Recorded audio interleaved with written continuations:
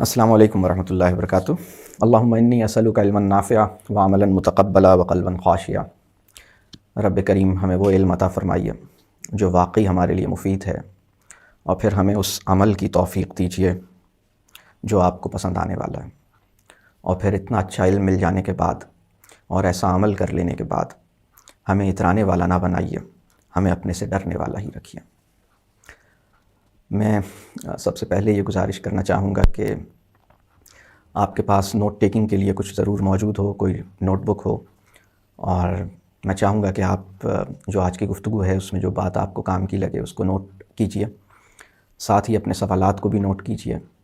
سوالات اللہ کی بڑی عنایت ہوتی ہے، بڑا سوال بھی ایک رزق ہے جو اللہ آپ کے ذہن میں پیدا فرماتا ہے، تو اپنے سوالوں کو محفوظ کیجئے۔ انشاءاللہ اگر وقت میں کچھ ممکن ہوا، اللہ سے دعا کرتے ہیں کہ وقت میں برکت ہو اور کچھ سوال جواب کا موقع ملے، تو میں انشاءاللہ کوشش کروں گا کہ کچھ سوالات آپ کے لوں انشاءاللہ۔ جہاں تک اس موضوع کا تعلق ہے، بچوں کو خدا کا تعارف کیسے کروایا جائے، میں اس موضوع پہ کچھ بھی بات کرنے سے پہلے اپنی کم مائیگی کا، اپنی نااہلی کا اعتراف کرنا چاہوں گا، بلکہ میں چاہوں گا کہ آپ بھی دعا کیجیے اور میں بھی دعا کرتا ہوں کہ اللہ تعالیٰ میرے علم کی کمی کو، میرے ایمان اور عمل کی کمزوری کو، اور میرے نفس کے کھوٹ کو نظر انداز کرتے ہوئے اللہ تعالیٰ اپنی قدرت سے آج کی نشست سے کوئی خیر پیدا فرمائے، اور آپ کو بھی اور مجھے بھی اللہ سے تعلق کی درست بنیادیں نصیب ہوں، ہم اپنی زندگی میں بھی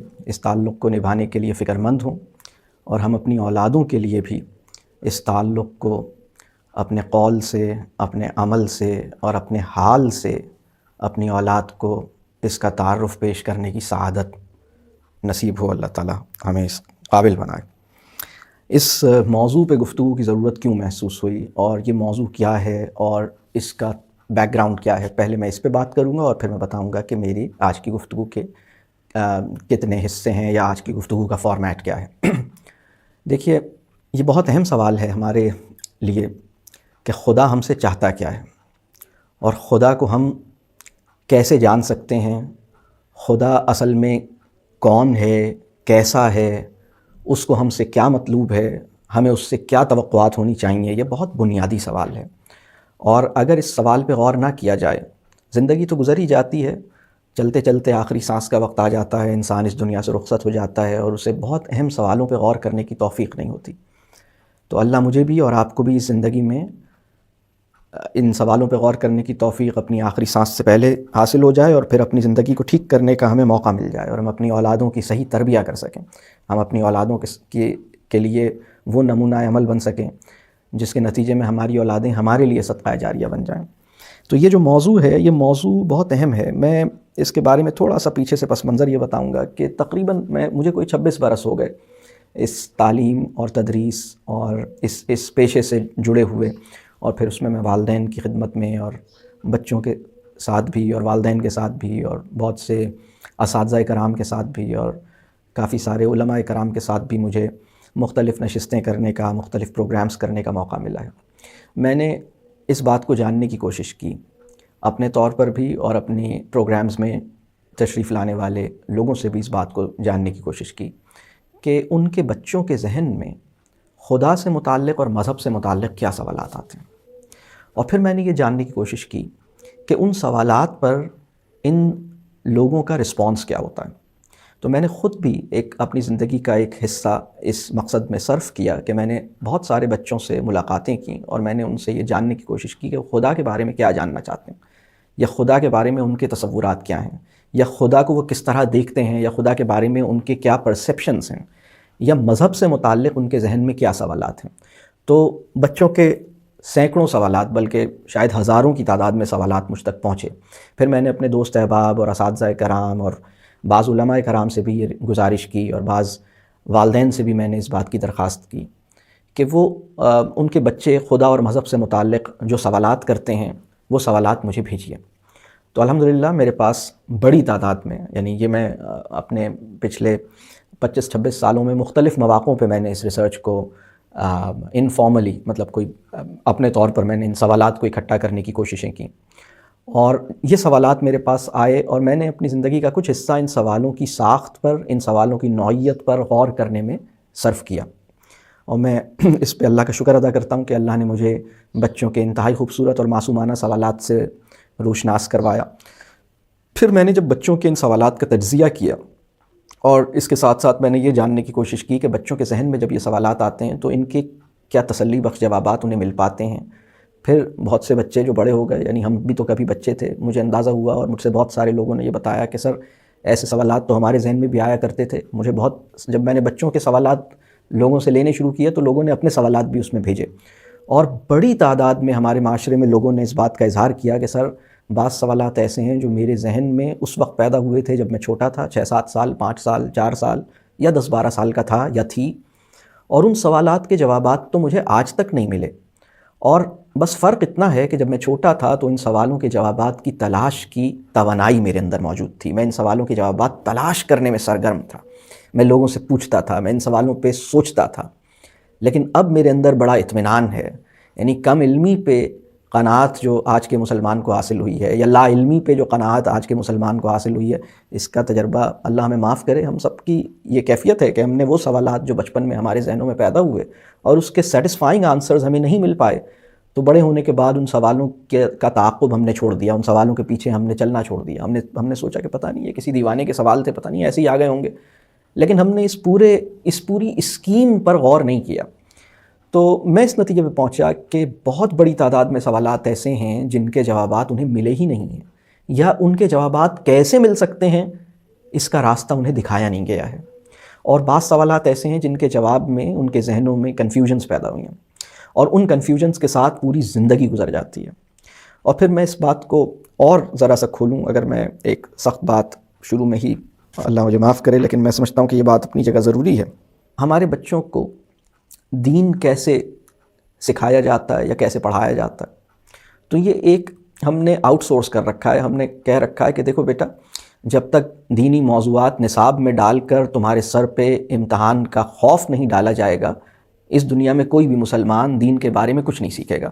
یہ ہم اپنے گھر کے ماحول میں اپنی وجودی شہادت کے ساتھ، اپنے عمل کی گواہی کے ساتھ، اپنے محسوسات اور مزاج اور کیفیت کی گواہی کے ساتھ تمہیں دین کا تعارف کرانے سے قاصر ہیں۔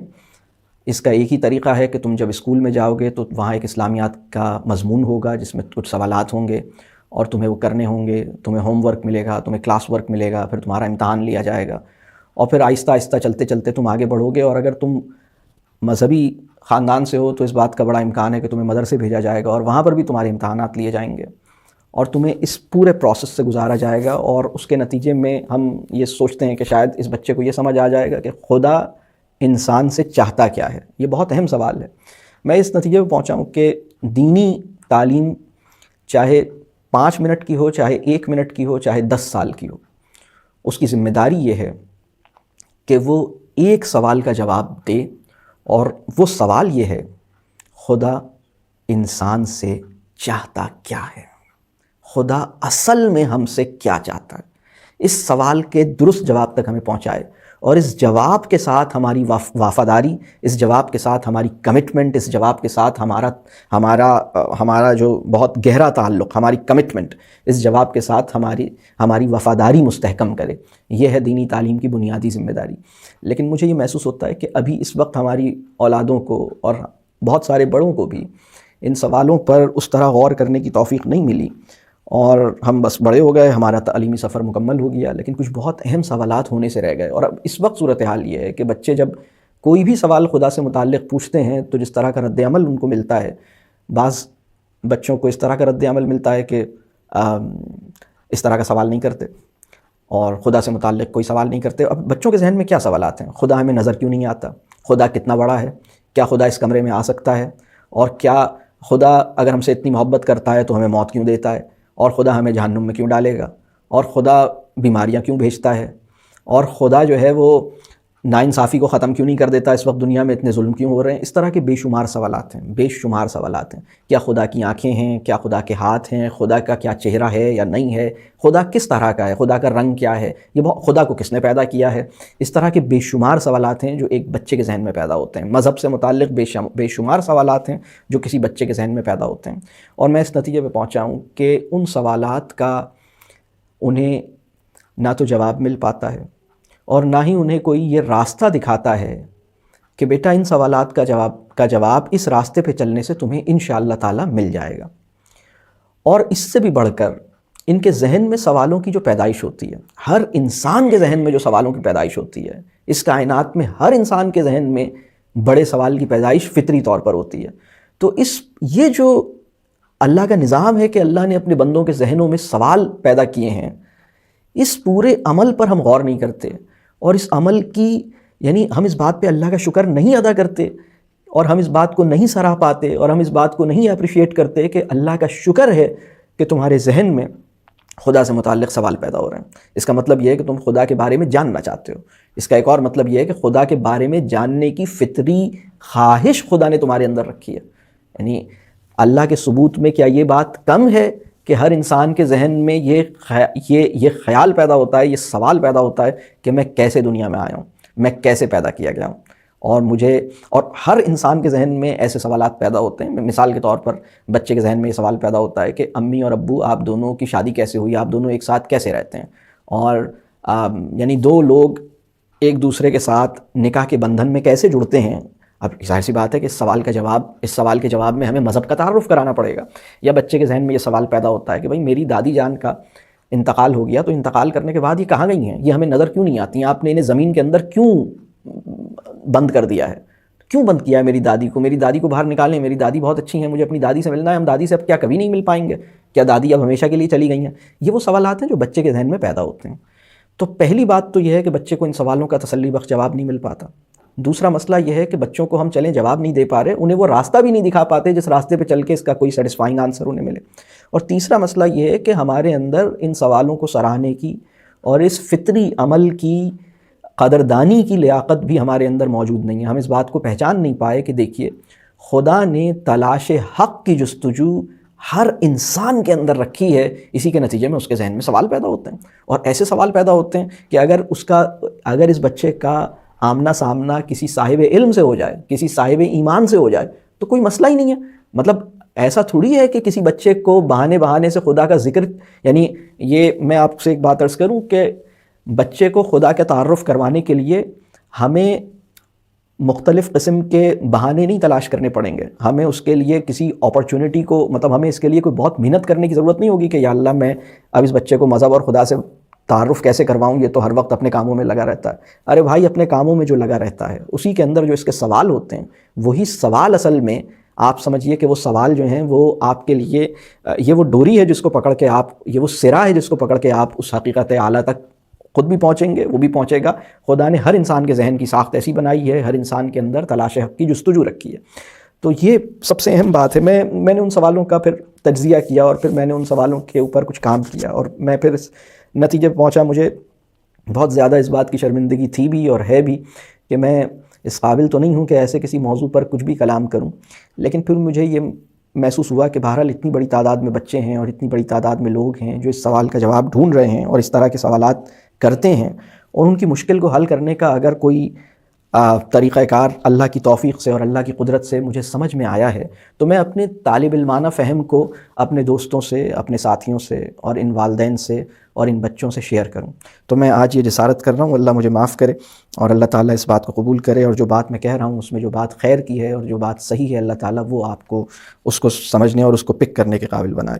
تو یہ جو موضوع ہے اس کا اسکوپ بہت وائڈ ہے، اور میں یہ بات پہلے عرض کر دوں کہ ہم اس موضوع کے اوپر کچھ بات کرنے کی کوشش کریں گے، اور میں کوشش کروں گا کہ میں ان مقامات کا یا یعنی یہ اگر میں یوں کہوں کہ یہ موضوع ایک سفر کے آغاز کی وجہ بنے گا، یا یوں کہہ لیجئے کہ سفر کا آغاز تو بچپن میں ہم سب جتنے بھی لوگ یہاں بیٹھے ہوئے ہیں، اگر میں آپ سے پوچھوں کہ کیا کوئی انسان ایسا ہے جس کے ذہن میں خدا اور مذہب سے متعلق کوئی سوال پیدا نہ ہوا ہو؟ اگر یعنی یا اچھا بعض سوالات ایسے ہیں جن کی نوعیت واقعی خدا اور مذہب سے متعلق ہے، لیکن بعض سوالات ایسے ہیں جن کی بظاہر نوعیت خدا اور مذہب سے متعلق نہیں ہے۔ یعنی مثال کے طور پر اگر کوئی انسان یہ سوال کرتا ہے کہ یہ دو انسان شادی کر کے کیوں زندگی گزارتے ہیں، بغیر شادی کیے ایک دو لوگ ایک ساتھ نہیں رہ سکتے، اگر یہ سوال کوئی انسان کر رہا ہے تو یہ سوال مذہبی نوعیت کا سوال ہے، مطلب اس کے جواب میں مذہب کا تعارف لانا پڑے گا۔ یا انسان مر کیوں جاتا ہے، انسان کے بیمار کیوں پڑتا ہے، انسان کیسے پیدا ہوا ہے، تو یہ سوال بائیولوجی کا بعد میں ہے، سائنس کا بعد میں ہے، مذہب کا پہلے ہے، دین کا سوال یہ پہلے ہے، کیونکہ یہ ہمارے وجود کی حقیقتوں کو ہمارے سامنے کھول دے گا۔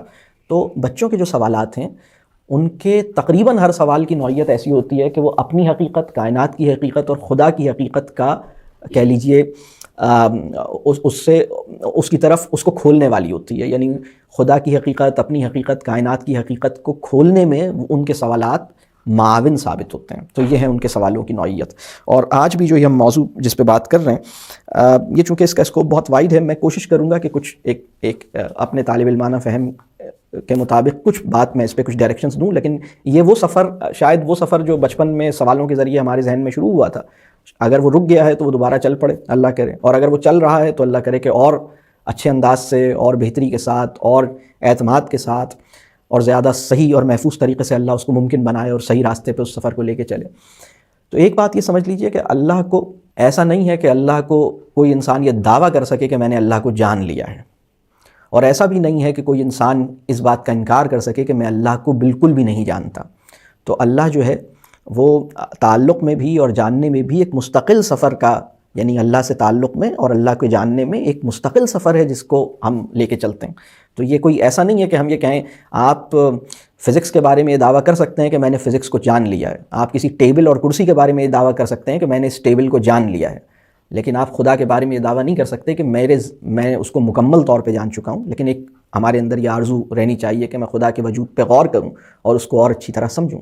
تو اب ہم تھوڑی سی بات کریں گے کہ ہم اس میں اپنے لیے کیا کر سکتے ہیں، اپنی اولاد کے لیے کیا کر سکتے ہیں۔ میری گفتگو کے 5 حصے ہیں۔ پہلے حصے میں یہ بات کروں گا کہ کسی بچے میں امکانات خیر کی بنیاد کیا ہوتی ہے۔ دوسرے حصے میں یہ بات کروں گا کہ خدا کو جاننے کا سفر کیسے ممکن ہے۔ تیسرے حصے میں یہ بات کروں گا کہ بچوں کو دین کا تعارف کیسے کروایا جائے۔ چوتھے حصے میں یہ بات کروں گا کہ بچوں کو قرآن کا تعارف کیسے کروایا جائے۔ اور 5ویں حصے میں یہ بات کروں گا کہ بچوں کا ایمان کیسے خراب ہوتا ہے۔ تو یہ 5 کمپوننٹس ہیں میری گفتگو کے۔ پہلے کمپوننٹ کی طرف چلتے ہیں، بچوں میں امکانات خیر کی بنیاد کیا ہے، یعنی کیا خدا نے انسان کو جس طرح پیدا کیا ہے، کیا اس کے لیے خیر پہ چلنا کوئی مشکل کام ہے؟ تو اس میں ہم یہ بات جان لیں کہ اللہ نے انسان کے اندر اپنی روح پھونکی ہے، اور اللہ کی پھونک کا اثر ہے کہ ہماری فطرت جو ہے، اللہ نے ہماری فطرت کو خیر کی طرف چلنے والا بنایا ہے، ہماری فطرت میں خیر رکھی ہے، اور اس کے نتیجے میں ہمارے اندر خیر کے لیے ایک فطری لپک موجود ہے، حق کی قبولیت کے لیے ایک فطری، یعنی جب ہم حق کو قبول کرتے ہیں تو اندر سے ایک سکون حاصل کرتے ہیں، اندر سے اطمینان حاصل کرتے ہیں۔ ہم سب کی اللہ نے فطرت ایسی بنائی ہے کہ جب ہم گناہ کرتے ہیں تو ڈسٹرب ہو جاتے ہیں، جب نیکی کرتے ہیں تو مطلب بہت ہی راحت محسوس کرتے ہیں، بہت ہی سکون محسوس کرتے ہیں۔ کسی انسان کو ستانے کے نتیجے میں ہم بھی چین سے نہیں بیٹھ پاتے، اور کسی انسان کی مدد کرنے کے نتیجے میں ہمیں بڑا سکون ملتا ہے۔ تو یہ اللہ کی بہت بڑی نشانی میری فطرت کے اندر خدا نے رکھی ہے، اور ہماری فطرت کو خدا نے بہت ہی اچھا بنایا ہے، بڑا ہی زبردست بنایا ہے خدا نے۔ اور یہ جو بات ہے کہ ہماری روحوں کو اللہ نے، جب انسان کو خدا پیدا کرتا ہے، ہر بچے کو خدا اپنی پہچان کروا کے اس دنیا میں بھیجتا ہے۔ تو جب یہ سوال پیدا ہوتا ہے کہ بچوں کو خدا کا تعارف کیسے کروایا جائے، تو اس کے جواب میں پہلی بات یہ ہے کہ ہر بچے کو جناب خدا کا تعارف ہوتا ہے، ہر انسان کو خدا کا تعارف ہوتا ہے۔ اس بات کا شکر ادا کیجئے، اللہ کا شکر ادا کیجئے۔ اور کیا کمال ہے الحمدللہ کہ ہم سب کو، ہماری روحوں نے اللہ کی پہچان انہیں کروا کے بھیجا گیا۔ یعنی قرآن میں اس بات پہ بالکل واضح اشارہ ہے کہ یعنی اللہ نے پوچھا الست بربکم، اور پھر ہماری روحوں سے سوال کیا گیا، اور پھر ہماری روحوں نے کہا قالوا بلا، جی ہاں آپ ہی ہمارے رب ہیں۔ تو ہماری روحوں کو اللہ نے اپنی پہچان کروائی ہے، ہمارے اندر اللہ نے ایک فطرت رکھی ہے جو کہ نیک فطرت ہے، یعنی وہ بچہ جس کو کسی نے کچھ بھی نہیں پڑھایا ہو، اسے یہ بات کیسے معلوم ہے کہ کیا اچھا ہے کیا برا ہے؟ تو اس کی فطرت جو ہے، اللہ نے اس کی فطرت کے اندر یہ بات رکھی ہے۔ ہر بچہ یعنی ظلم کو ناپسند کرے گا، اور اس کے اوپر بڑی تحقیقات ہوئی ہیں اس وقت دنیا میں، اس کے اوپر بڑے ایکسپیریمنٹس ہوئے ہیں کہ 2 مہینے کے بچے کے سامنے کوئی غلط کام کیا جائے، کسی کو مارا پیٹا جائے، اور 2 مہینے کے بچے کے سامنے کوئی اچھا کام کیا جائے، کسی کو پیار کیا جائے، کوئی اچھا عمل کیا جائے، ایک مسکرایا جائے، تو جب اس کے سامنے برا عمل کیا جاتا ہے تو وہ بے چین ہو جاتا ہے، ڈسٹرب ہو جاتا ہے. اس کے سامنے کیا جا رہا ہے، صرف وہ دیکھ رہا ہے. اور 2 مہینے کے بچے کے سامنے کوئی اچھا عمل کیا جاتا ہے تو وہ بہت مطمئن ہو جاتا ہے، بڑا خوش ہو جاتا ہے، بڑی راحت اس کے چہرے سے نظر آتی ہے، بڑا اطمینان اس کے چہرے پہ نظر آتا ہے. تو یہ 2 مہینے کے بچے کو کس نے سکھایا کہ یہ والا عمل جو ہے وہ غلط ہے اور یہ والا عمل جو ہے وہ اچھا ہے؟ کس نے سکھایا؟ یہ خدا کی کبریائی کا ایک مظہر ہے ہمارے وجود کے اندر. خدا کی یعنی اللہ نے ہمارے اندر جو فطرت رکھی ہے، یہ ہمیں نیکی پر اکسانے کے لیے، خیر پہ چلانے کے لیے پہلے انتظام کا نام ہے ہماری فطرت. تو یہ بات کرنی اس لیے ضروری ہے کہ اگر ہم اس حقیقت کو نظر انداز کر دیں گے اور ہم یہ سوچیں گے کہ اچھا بچوں کے اندر تو کوئی یعنی مجھے تو اس کو باہر سے اس کے اندر مذہب ٹھوسنا ہے، مجھے تو اس کے اندر انہیں تو خدا کا کچھ پتہ ہی نہیں ہے اور مذہب کا بھی کچھ نہیں پتہ اور کوئی خیر بھی ان کے اندر نہیں ہے، میں نے باہر سے ان کے اندر ڈالنی ہے. تو جناب ایسا نہیں ہے. اللہ نے ان کو بہت زبردست بنایا ہے. رسول اللہ صلی اللہ علیہ وسلم کی حدیث کا مفہوم ہے، آپ سب واقف ہیں اس بات سے. رسول اللہ صلی اللہ علیہ وسلم نے فرمایا تھا کہ ہر بچہ فطرت پہ پیدا ہوتا ہے، یعنی وہ دین پر پیدا ہوتا ہے، اور پھر اس کے والدین ہیں جو اسے عیسائی بناتے ہیں یا مجوسی بناتے ہیں یا کچھ اور بناتے ہیں. تو یہ جو اچھا اس حدیث پہ کے الفاظ پہ غور کیجئے گا، اس کے اندر یہ بات نہیں ہے کہ اس کے والدین اسے مسلمان بناتے ہیں، یہ بات نہیں ہے اس کے اندر. اس کے اندر دوسرے مذاہب کا ذکر ہے کہ اس کے والدین اسے یہ بناتے ہیں. یہ کیوں نہیں کہا گیا کہ اس کے والدین اسے مسلمان بناتے ہیں؟ آپ اس حدیث پہ غور کیجئے گا. یہ اس لیے نہیں کہا گیا کیونکہ وہ مسلمان تو پہلے سے ہوتا ہے نا بھائی. یعنی آج کسی یہودی فیملی کے گھر میں بھی آج صبح جو بچہ بورن ہوا ہے، اللہ کی مہربانی سے وہ مسلمان پیدا ہوا ہے.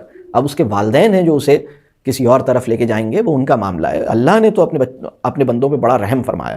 اللہ نے اپنے بندوں پہ کیا فضل فرمایا ہے. میں آخر میں جب اپنی گفتگو ختم کروں گا تو اس طرف دوبارہ اسی پوائنٹ کی طرف آؤں گا انشاءاللہ. لیکن اللہ نے بڑا فضل فرمایا ہے کہ اس نے اپنے ہر بندے کو مسلمان پیدا کیا ہے اور اپنی پہچان کروا کے پیدا کیا ہے. اس بات کو ہمیں سمجھنا ہوگا. اب اس میں ایک اور بات ہے کہ جب اللہ نے اپنے ہر بندے کو اپنی پہچان کروائی ہے تو پھر ہم بغاوت کیوں کرتے ہیں؟ پھر ہمارے ساتھ دوسرے مسائل کیوں ہوتے ہیں؟ پھر ہم اللہ کا انکار کیوں کرتے ہیں؟ یہ سارے سوالات اب پیدا ہو سکتے ہیں. اس کو سمجھنے کی ضرورت ہے کہ یہ ہم کیوں کرتے ہیں. اس کی دیکھیے، کسی بچے کی فطرت جو ہے، جب ہم اس کے ساتھ اس کی سیلف رسپیکٹ نہیں کرتے، جب ہم اس کی بے عزتی کرتے ہیں، اس کی عزت نفس کا خیال نہیں رکھ پاتے، تو وہ اپنی فطرت سے بغاوت پہ مجبور ہوتا ہے. جب ہم اس کے ساتھ ایک اچھا تعلق نہیں بنا پاتے تو اس کی بنیادی وجودی ضروریات پوری نہیں ہوتی. یعنی بڑا گہرا، کسی اچھے انسان سے گہرا تعلق اس کی وجودی ضرورت ہے. اگر اب یعنی اللہ نے اس انسان کو جس طرح پروگرام کیا تھا، اس پروگرامنگ سے وہ ہٹتا کیسے، ڈیویٹ کیسے کرتا ہے؟ آپ اس کی انسلٹ کریں، اس کی عزت نفس کا کہہ لیجیے، اس کی عزت نفس پہ اٹیک کریں، اس کی بے عزتی کریں. تو اور اسلام جس چیز کی اسی وجہ سے بہت ہی ایکسٹرا سینسٹیو ہے نا، اسلام جس چیز کے معاملے میں، وہ ہے کہ مسلمان کے ہاتھ اور زبان سے دوسرے مسلمان کی عزت نفس محفوظ رہے. اس معاملے میں اس لیے اتنا ایکسٹرا سینسٹیو ہے کیونکہ اگر ہم یہ تقاضا نہیں نبھا پائیں گے تو ہر انسان کو اس کی فطرت سے بغاوت پر مجبور کر دیں گے. یعنی انسان اپنی فطرت کے اگینسٹ، اللہ نے انسان کو اختیار عطا کیا. یعنی ٹھیک ہے وہ اپنی فطرت کے اثر سے اپنے آپ کو آزاد تو نہیں کر سکتا، لیکن اللہ نے انسان کو یہ اختیار دیا ہے کہ وہ اپنی فطرت کے خلاف بھی بغاوت کی حرکتیں شروع کر دے. اور اس کے مطلب مثال کے طور پر آپ نے دیکھا ہے بہت سے انسانوں کو، آپ اگر میں آپ سے سوال کروں، آپ نے کسی ایسے انسان کو دیکھا ہے جو اپنے آپ کو سیلف ہارم پہنچاتا ہے؟ اپنے ہاتھ کاٹ لیا، اپنی وینز کاٹ لیں، اپنے آپ کو بہت ہی تکلیف دی. تو یہ جو چیز ہے، مطلب اللہ نے اس کی فطرت میں رحم رکھا ہے، اس کی فطرت ہے رحم، لیکن وہ ظلم کو کیوں پسند کر رہا ہے؟ اس لیے کہ وہ اپنی فطرت سے بغاوت کر رہا ہے. اور میں آپ کو بتاؤں کہ وہ انسان بھی، یعنی یہ بھی ایک پورا موضوع ہے، وہ انسان بھی جو اپنے آپ پہ ظلم کر رہا ہے، وہ اپنے محبوب پہ ظلم نہیں کرے گا. وہ کسی اور پہ وہ ہو سکتا ہے لیکن یا کم از کم وہ اتنا ضرور کرے گا کہ وہ ظلم کو ظلم کہے، وہ ظلم کو اچھا نہیں کہے گا. اگر اس سے کہا جائے کہ ظلم اچھی چیز ہے تو وہ اس بات کو سمجھے گا. تو یہ پوری اور اپنی زندگی میں بڑا حصہ وہ اس کو برا سمجھتے ہوئے گزارا ہے اس نے، لیکن اب وہ اس ظلم پہ مجبور ہوا ہے. تو یہ ایسا کیوں ہوتا ہے؟ اس کے کئی فیکٹرز ہیں.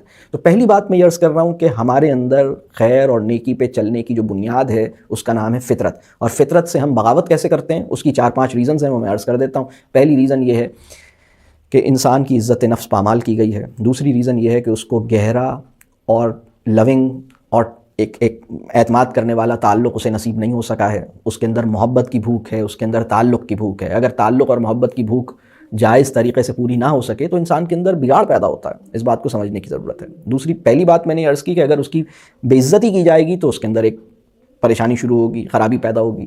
پھر اس کی تعلق اور محبت کی بھوک جائز طریقے سے پوری نہیں ہوئی جو کہ والدین کو پوری کرنی ہے اور فیملی کے اندر پوری ہو سکتی ہے، تو اس کے اندر پھر پرابلمس پیدا ہوتے ہیں. پھر تیسرا مسئلہ یہ ہے کہ اب اگر وہ بڑا ہو جاتا ہے اور اس کے اندر اپنی خواہشات نفس کو فالو کرنے کا ایک جذبہ پیدا ہو جاتا ہے، وہ اس کو یعنی جس ایج میں اس کو نور ہدایت سے جڑ جانا چاہیے تھا، جس ایج میں اس کو اپنی زندگی کا صحیح ٹریک پہچان لینا چاہیے تھا اور اپنی لائف کے گول سیٹ کر لینے چاہیے تھے، اس سے پہلے بجائے اس کے کہ یہ کام ہوتا وہ اپنی خواہشات نفس کا غلام بن گیا ہے.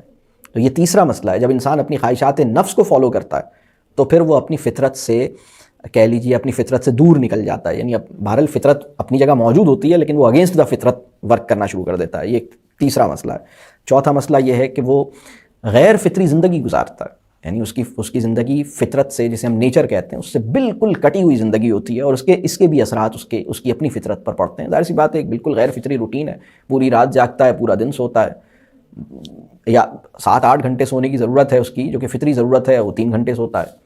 یا اس کی یا تازی ہوا میں اور ایک اوپن ایئر میں جانا اور انسانوں سے ملنا اور کھیلنا کودنا اور اوپن ایئر میں نیچر میں وقت گزارنا، یہ اس کی فطری نیڈ ہے، لیکن وہ اس سے ٹوٹل ڈسکنیکٹڈ ہے. مطلب وہ ہفتوں ہو جاتے ہیں اس کو ایک انکلوزڈ ایک ایسے بلڈنگ سے باہر نکلے ہوئے، یعنی آسمان کو دیکھے ہوئے، پودوں کو دیکھے ہوئے اسے ہفتوں ہو جاتے ہیں. تو یہ اس کا ایک کمپلیٹ ڈسکنیکٹ ہے. اسی طرح اس کے اندر اگر کبر پیدا ہو جائے، اس کے اندر اگر تعصب پیدا ہو جائے، تو یہ بھی وہ پرابلم ہے جس سے اس کے اندر یہ مسائل پیدا ہوتے ہیں. پھر وہ اپنی فطرت کو فالو نہیں کرتا. یہ کچھ موٹے موٹے مسائل ہیں جس سے وہ اس کی فطرت جو ہے، یعنی اللہ نے جو اس کے اندر پروگرام رکھا تھا، آپ یوں سمجھ لیجئے کہ اس پروگرام کے اندر آپ نے ایک رخنا ڈال دیا ہے. یعنی جو انسٹالیشن اللہ نے اس کے اندر کر رکھی تھی، آپ نے اس کو متاثر کرنے کا ایک ارینجمنٹ پیدا کر لیا اور یہ اس کے نتیجے میں بہرحال آپ اس سے دور نکلتے ہیں.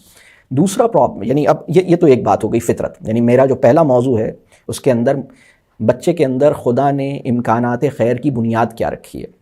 اس کی پہلی بنیاد ہے فطرت. اس کی دوسری بنیاد ہے ایمان. اگر انسان کو ایمان نصیب ہو جائے تو پھر چیزیں دوبارہ سے ٹھیک ہونا شروع ہو جاتی ہیں. پھر وہ فطرت سے جو دوری ہوئی ہے وہ پھر دوبارہ صحیح ہونی شروع ہو جاتی ہے. پھر وہ دوبارہ سے معاملات، پھر کریکشنز شروع ہوتی ہیں، پھر ٹھیک ہونا شروع ہوتا ہے. تیسری بنیاد ہے شعور.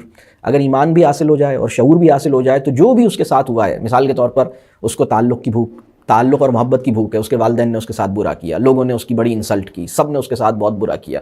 اب اس کے اندر ایک ریونج تھا، وہ خودکشیاں کی ٹرائیاں مار رہا تھا، وہ سوسائیڈل اٹیمپٹس کر رہا ہے. بہت ہی ایک عجیب و غریب وہ ایک نفسیاتی کیس بن گیا.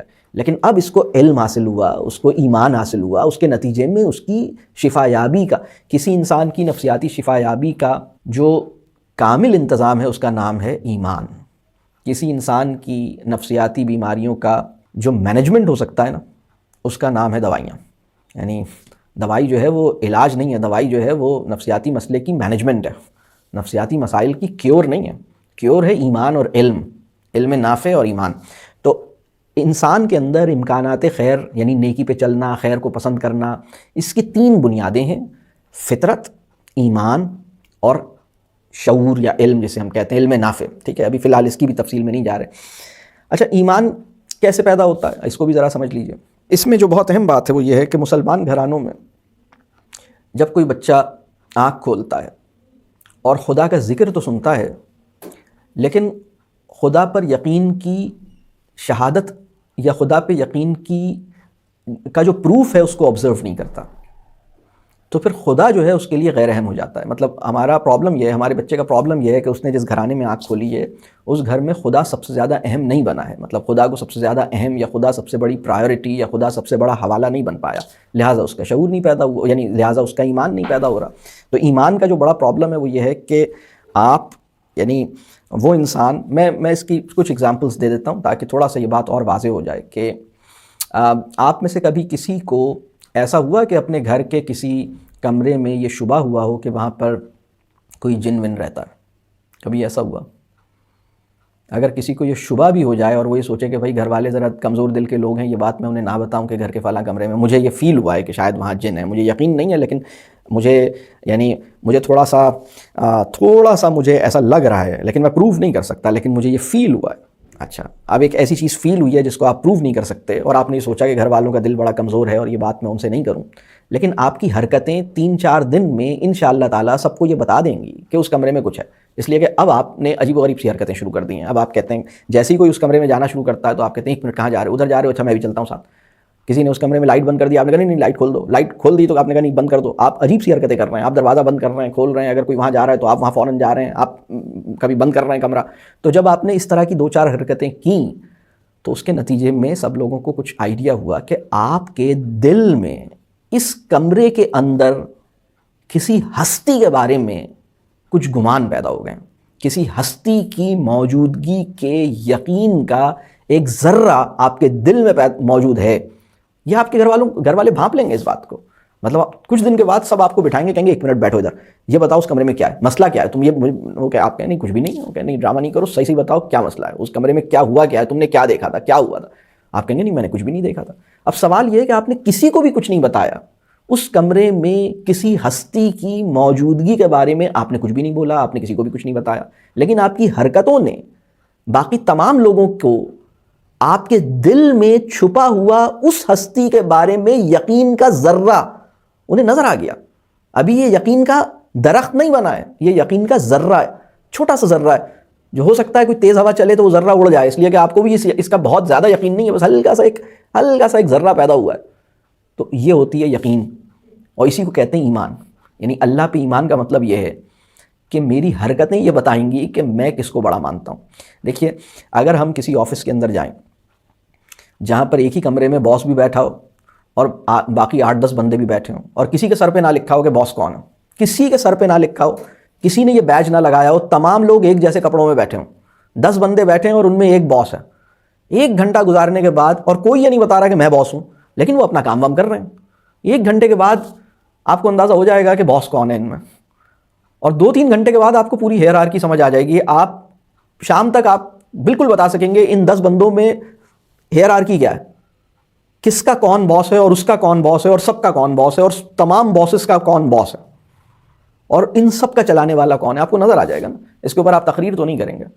ہمارے بچے کا معاملہ یہ ہے کہ ہم جس انسان کو باس کا نام لے کر تعارف کروا رہے ہیں اس کی کوئی حیثیت ہماری حرکتوں سے ظاہر نہیں ہو رہی. مطلب ہماری حرکتیں, ہمارا عمل یہ بتا رہا ہے کہ وہ باس, مطلب میں نے ایک, مطلب جیسے ہم مذاق میں نہیں کہتے کسی کو یار باس کہہ دیتے ہیں, ہم ویسے ہی کہہ دیتے ہیں, اور باس کیا حال ہے, تو یہ ایک دوستوں میں بھی جملہ چل رہا ہوتا ہے, باس کہتے ہیں باس, اور کسی کو بھی کہہ دیں باس. تو مطلب ہماری حرکتوں سے یہ پروف نہیں ہو رہا کہ ہم واقعتاً کس کو سب سے بڑا مانتے ہیں. تو ایمان کیسے پیدا ہوتا ہے؟ ایمان اس وقت پیدا ہوتا ہے, ایمان پہلی بات تو یہ ہماری فطرت کے اندر اللہ نے اپنی پہچان کروائی ہے, اسی کے نتیجے میں اس کے ذہن میں سوالات پیدا ہوتے ہیں, اور اسی کے نتیجے میں وہ خدا سے متعلق سوالات پیدا کرتا ہے, خود ہی پیدا ہوتے ہیں. یعنی اگر کسی انسان کے ذہن میں خود ہی کسی کی ایجوکیشن کے بغیر, کسی ٹیوٹر کو رکھے بغیر خدا اور مذہب سے متعلق سوال پیدا ہو رہے ہیں, تو یہ کتنی بڑی دلیل ہے اس بات کی کہ خدا اور مذہب دونوں برحق ہیں. یہ کتنی بڑی دلیل ہے. تو اب اس کے بعد یقین میں وہ کیسے بدلے گا جب وہ آس پاس دیکھے گا. آس پاس مسئلہ یہ ہوا ہے کہ آس پاس وہ یہ دیکھ رہا ہے کہ ہماری خدا کے بارے میں ہماری باتیں اور خدا کے حوالے سے ہمارا تعلق جو عمل سے نظر آتا ہے ان دونوں میں کوئی میچ نہیں ہے. مطلب ایک ڈرامہ ہے, مطلب ایک ایسے ہی ہم نے, یعنی ہم جھوٹے منہ کسی کو اپنا دوست کہہ رہے ہیں, جھوٹے منہ کسی کو اپنا مالک کہہ رہے ہیں, باقی اس کو تو مطلب مالک تو ہم خود ہی ہیں اپنے. کوئی مطلب ایسے ہی جھوٹے منہ کسی کو اپنے مالک ہونے کا مشہور کیا ہوا ہے, لیکن خود ہی اپنے مالک بنے ہوئے یا کسی اور کو اپنا مالک بنایا ہوا ہے, اس کو تو اپنا مالک نہیں بنایا ہوا. یہ ہے مسئلہ بچے کے ایمان کو جو اس وقت بڑے مسائل پیدا ہو رہے ہیں وہ یہاں سے پیدا ہو رہے ہیں. اور چونکہ تعلق اسے نہیں مل پا رہا یا اس کو وہ محبت نہیں مل پا رہی, تو وہ فطرت کے ساتھ جو مسائل پیدا ہو رہے ہیں وہ وہاں سے پیدا ہو رہے ہیں. اور پھر تیسرا مسئلہ جو اس کے ذہن میں سوالات پیدا ہوتے ہیں, شعور کیسے ڈیولپ ہوتا ہے اس کو بھی دیکھ لیں. شعور پیدا ہوتا ہے مکالمے کے نتیجے میں. دیکھیے کسی بچے کی سب سے بڑی تعلیمی ضرورت یہ نہیں ہے کہ آپ اسے ٹیچنگ شروع کر دیں. اس کی کسی بچے کی سب سے بڑی تعلیمی ضرورت یہ ہے کہ آپ اس کا اعتماد حاصل کر لیں, آپ اس پر اعتماد کر دیں. یعنی کسی بچے کو ٹیچ کرنا اتنا اہم نہیں ہے, کسی بچے پہ ٹرسٹ کرنا اس سے کہیں زیادہ اہم ہے. اس کا ٹرسٹ حاصل کریں, اس پہ ٹرسٹ کریں, آپ یہ کام کریں, باقی خود ہی اچھا ہوگا انشاءاللہ. اور جب آپ یہ کام کر لیں گے تو وہ آپ سے باتیں کرے گا. جب آپ باتیں کریں گے تو اب آپ کا جو انٹلیکچوئل لیول ہے یہ ڈٹرمن کرے گا کہ باتوں کا اسکوپ کیا ہے. اگر آپ کی ساری گفتگو کا جو پیوٹ ہے وہ شاپنگ ہے تو یہ بھی شاپنگ کے بارے میں ہی باتیں کرے گا. اور اگر آپ زندگی کی کوئی معنویت رکھتے ہیں, کوئی بڑا آپ کے ذہن میں کوئی بڑی بامقصد زندگی گزار رہے ہیں, تو اس کی باتیں بھی اسی طرح اچھی ہوں گی انشاءاللہ. تو یہ تو میرا جو پہلا پوائنٹ ہے وہ یہ ہے کہ خدا نے انسان کے اندر خیر پر چلنے, نیکی پہ بڑھنے کا ایسا انتظام کر رکھا ہے، اپنی پہچان کروا کے اسے دنیا میں بھیجا ہے، اس کی فطرت کو اچھا بنایا ہے، اسی کے نتیجے میں سوال پیدا ہوتے ہیں، ان سوالوں کے اوپر اگر کسی قابل اعتماد انسان سے اس کا تعلق بن جائے تو مکالمہ وجود میں آتا ہے، مکالمے یعنی جسے ہم کانورسیشنز کہتے ہیں، اور ان کانورسیشنز کے نتیجے میں اس کی انٹلیکچوئل ڈیولپمنٹ ہوتی ہے، زبردست بات ہے۔ تو جب اس کی انٹلیکچوئل ڈیولپمنٹ ہوتی ہے تو بھی وہ خیر پہ ایک دم جم جاتا ہے، ایمان پیدا ہوتا ہے تو بھی وہ بالکل بہترین طریقے سے اس پہ اللہ کا یقین اس کو بالکل حاصل ہو گیا ہے، اس نے دیکھا کہ ہاں ٹھیک ہے۔ تو یہ تو پہلی بات ہے۔ اب ہم دوسرے پوائنٹ کی طرف آتے ہیں، خدا کو جاننے کا سفر کیسے ممکن ہے؟ اچھا، ان ساری باتوں کا آپس میں کنیکشن ہے، میں جیسے جیسے ہم آگے بڑھیں گے انشاءاللہ وہ واضح ہوگا۔ دیکھیے، خدا کو جاننے کا سفر کیسے ممکن ہے، اس حوالے سے چند باتیں سمجھنی ضروری ہیں جو اللہ کے تعارف سے متعلق چند بنیادی باتیں ہیں۔ دیکھیے، اگر کسی بچے کو آپ نے نیچر جسے ہم فطرت کہتے ہیں یا جسے ہم ایکسٹرنل نیچر یا انوائرمنٹ کہتے ہیں اس سے کنیکٹ نہیں کیا، اس کے مشاہدے کا موقع نہیں دیا، اور گھروں کے اندر بند کر کے ان کی زندگیاں گزاری ہیں، اور بچے کو 7 سال میں اس کا بڑا حصہ جو ہے وہ گھروں کے اندر بند رہ کر گزرا ہے، یا ایک ایسی دنیا میں گزرا ہے جس میں وہ ڈیجیٹل ورلڈ کا ایک نیٹو تھا، تو اس بچے کا مسئلہ یہ ہے، یا دوسرا اگر میں کہوں کہ یہ انسانوں کی بنائی ہوئی دنیا کا تو نیٹو ہے، لیکن خدا کی بنائی ہوئی اوریجنل ورلڈ کا امیگرنٹ نہیں ہے، تو اس کے ساتھ کچھ مسائل پیدا ہوں گے، اور وہ مسائل اس کے سوالوں کی نوعیت سے ظاہر ہوں گے، ٹھیک ہے؟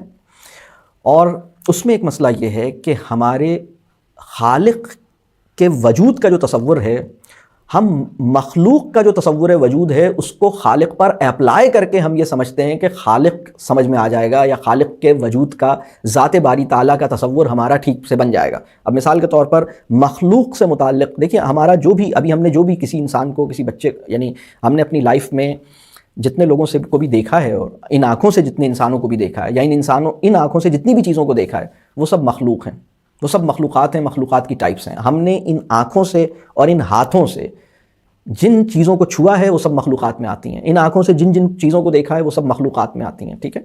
اب ان مخلوقات کے اندر جو بات سمجھنے کی ہے کہ مخلوقات کو دیکھنے سے ہمارے ذہن میں مخلوقات کا تصور وجود پیدا ہوتا ہے۔ اب مخلوقات کا تصور وجود کیا ہے اس کو ذرا ہم غور کیجئے کہ وہ کوئی 10-12 سوالات ہیں جو مخلوقات کا تصور وجود ہے۔ یہ جو آج کی گفتگو ہے وہ تھوڑی سی علمی نوعیت کی شاید ہو جائے، میں کوشش کروں گا کہ یہ ذرا سی سادہ ہو، لیکن اگر وہ کہیں کہیں تھوڑی سی فلسافیکل ہونے لگے تو میں اس کے لیے معذرت خواہ ہوں، میں کوشش کروں گا کہ اس کو ہم سمپل ہی رکھیں انشاءاللہ۔ دیکھیے، ہم اس دنیا میں جب بھی کسی چیز کو دیکھتے ہیں نا تو ہمارے ذہن میں کوئی 12 کے قریب سوالات آتے ہیں مختلف قسم کے۔ پہلا سوال یہ آتا ہے کہ اس کو ضرور کسی نے بنایا ہوگا، تو ہمارا یہ مخلوق کا تصور وجود ہے۔ ہم جب کسی چیز کو دیکھتے ہیں ہم کہتے ہیں اس کو کسی نے بنایا ہوگا، تو یہ سوال اس لحاظ سے تو اہم ہے کہ خالق کی تلاش کی طرف لے کے جائے گا، لیکن بعض اوقات یہی سوال ہم خالق سے متعلق کرتے ہیں، ہم کہتے ہیں کہ بھائی اللہ کو کس نے بنایا ہے؟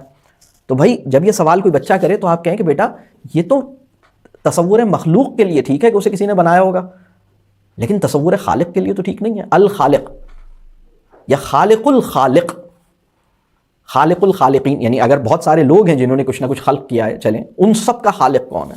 آپ نے گاڑی بنائی، آپ کو کس نے بنایا؟ یعنی جو ہر چیز کا خالق ہے۔ تو ہم بعض اوقات کیا ہوتا ہے کہ ہم موبائل فون کو دیکھتے ہیں یا ہم کسی ڈیوائس کو دیکھتے ہیں تو ہم سوچتے ہیں کہ اس کا کوئی انوینٹر ہے، اس کا کوئی مینوفیکچرر ہے، تو ہم یہ بھول جاتے ہیں کہ یہ جو ہمارے ذہن میں ایکسپیکٹیشن ہے کسی چیز کو دیکھ کے کہ اس کا کوئی خالق ہوگا، تو یہ مخلوق کے حوالے سے تو ٹھیک ہے، خالق کے حوالے سے تو ممکن ہی نہیں ہے نا۔ تو خالق تو وہ ہے جس کا کوئی خالق نہیں ہے، یعنی اللہ وہ ہے جس کا کوئی اور خالق نہیں ہے۔ اگر اس کو کسی نے بنایا ہوتا تو وہ اللہ نہیں ہوتا۔ تو خدا کے بارے میں ایک ہم مغالطہ یہ ٹھیک کر لیں کہ بھائی وہ یہ تصور مخلوق کچھ اور چیز ہے اور تصور خالق کچھ اور چیز ہے، یعنی خالق کا تصور وجود اور مخلوق کا تصور وجود، اس میں جو فرق ہے میں ان کو ذرا سا تھوڑا سا کھولوں گا۔ دوسری چیز یہ کہ یہ کب بنی ہے، اور یعنی کب سے یہ پیدا ہوئی ہے، تو بھائی یہ بھی مخلوق کا تصور ہے، یہ خالق کے تصور پہ اپلائی نہیں ہو سکتا۔ کب کس نے بنایا، کب بنی، یہ بھی مخلوق سے متعلق ہو سکتا ہے، خالق سے متعلق یہ بات ہی نہیں ہو سکتی۔ یعنی اللہ سے متعلق ہم یہ ایکسپیکٹ نہیں کر سکتے کہ وہ کب سے بنا ہوگا۔ اگر وہ کسی پرٹیکولر پوائنٹ آف ٹائم سے بنا ہے تو وہ اللہ نہیں ہے، اس کا مطلب یہ کہ وہ ہمیشہ سے ہے اور ہمیشہ رہے گا۔ تو یہ دوسری بات ہے۔ تیسری بات یہ کہ وہ کتنا بڑا ہے، تو کتنا بڑا ہے کا مطلب یہ ہے کہ اس کی کوئی حدود ہوں گی، اس کا کوئی کنارہ ہوگا، اس کی کوئی باؤنڈری ہوگی، اس کے کوئی ایجز ہوں گے۔ اب جیسے ہم ہاتھی کو دیکھتے ہیں تو ہم کہتے ہیں ہاتھی بہت بڑا ہے، تو ہاتھی، ہم کسی زو میں جاتے ہیں تو ہم کہتے ہیں کہ ہاتھی جانوروں میں سب سے بڑا ہے. اگر زو میں ہم چلے جائیں تو ہمیں لگے گا ان تمام of all the animals that I have seen elephant is the biggest. ٹھیک ہے, لیکن ایلیفنٹ کا ایک کنارہ ہے, ایلیفنٹ کی ایک لمٹ ہے, بڑے ہونے کی ایک لمٹ ہے. تو یہ چیز کہ اس کے بڑے ہونے کتنا بڑا ہے, یہ چیز بھی مخلوق کے اوپر تو ٹھیک ہے, خالق کے اوپر ٹھیک نہیں ہے. یہ بات ہمیں سمجھنی ہوگی. چوتھا پوائنٹ یہ ہے, کیا اس سے بھی کوئی چیز پیدا ہو سکتی ہے یا کچھ اور بن سکتا ہے؟ تو یہ بھی مخلوق سے ریلیٹڈ ہے. آپ بکری کو دیکھتے ہیں تو تھوڑے دن کے بعد بکری ایک بچہ دے دیتی ہے, تو بکری سے بکری کا بچہ پیدا ہوتا ہے. ایک مچھر سے مچھر پیدا ہوتا ہے. تو ٹھیک ہے, یہ بھی مخلوق کے ساتھ ٹھیک ہے. اللہ نے بعض مخلوقات کو ایسا بنایا ہے کہ ان کے بطن سے کچھ اور چیز پیدا ہو سکتی ہے, یعنی ان سے کوئی چیز برتھ لیتی ہے. اللہ نے بعض مخلوقات کو ایسا بنایا ہے, ٹھیک ہے, لیکن یہ مخلوقات میں سے ایک خاص ٹائپ ہے جس کے اوپر یہ صادق آتی ہے بات. لیکن اللہ سے متعلق ہم یہ گمان نہیں کر سکتے کہ اس سے کچھ پیدا ہوگا. وہ پیدا کرتا ہے, وہ خلق کرتا ہے, لیکن وہ کسی کا باپ نہیں ہے یا وہ کسی کا بیٹا نہیں ہے. یہ چوتھا پوائنٹ ہے. اسی طرح چیزوں سے متعلق ہمیں یہ خیال آتا ہے کہ اس کا کوئی پیئر ہوگا یا اس کی کوئی جینڈر ہوگا. یا تو جینڈر ہوگا کیونکہ مخلوقات کو اللہ نے اس طرح پیدا کیا ہے کہ اس کا یا تو جینڈر کا مطلب ہے کہ اس کا ایک اپوزٹ جینڈر ہے, اس کا اپنا ایک جینڈر ہے اور اس کا ایک اپوزٹ جینڈر ہے, اور اس طرح وہ ایک پیئر کی فارم میں, وہ کپلز کی فارم میں. تو یہ بات سمجھ آتی ہے, ہاں ٹھیک ہے, یعنی گائے ہے اور بیل ہے, بکرا ہے اور بکری ہے, تو یہ بات سمجھ میں آتی ہے. پھولوں کے اندر بھی یہ معاملہ ہے, الیکٹرانز بھی پیئر کے اندر ہیں. لیکن یہ ساری بات عالم مخلوقات پہ فٹ آتی ہے.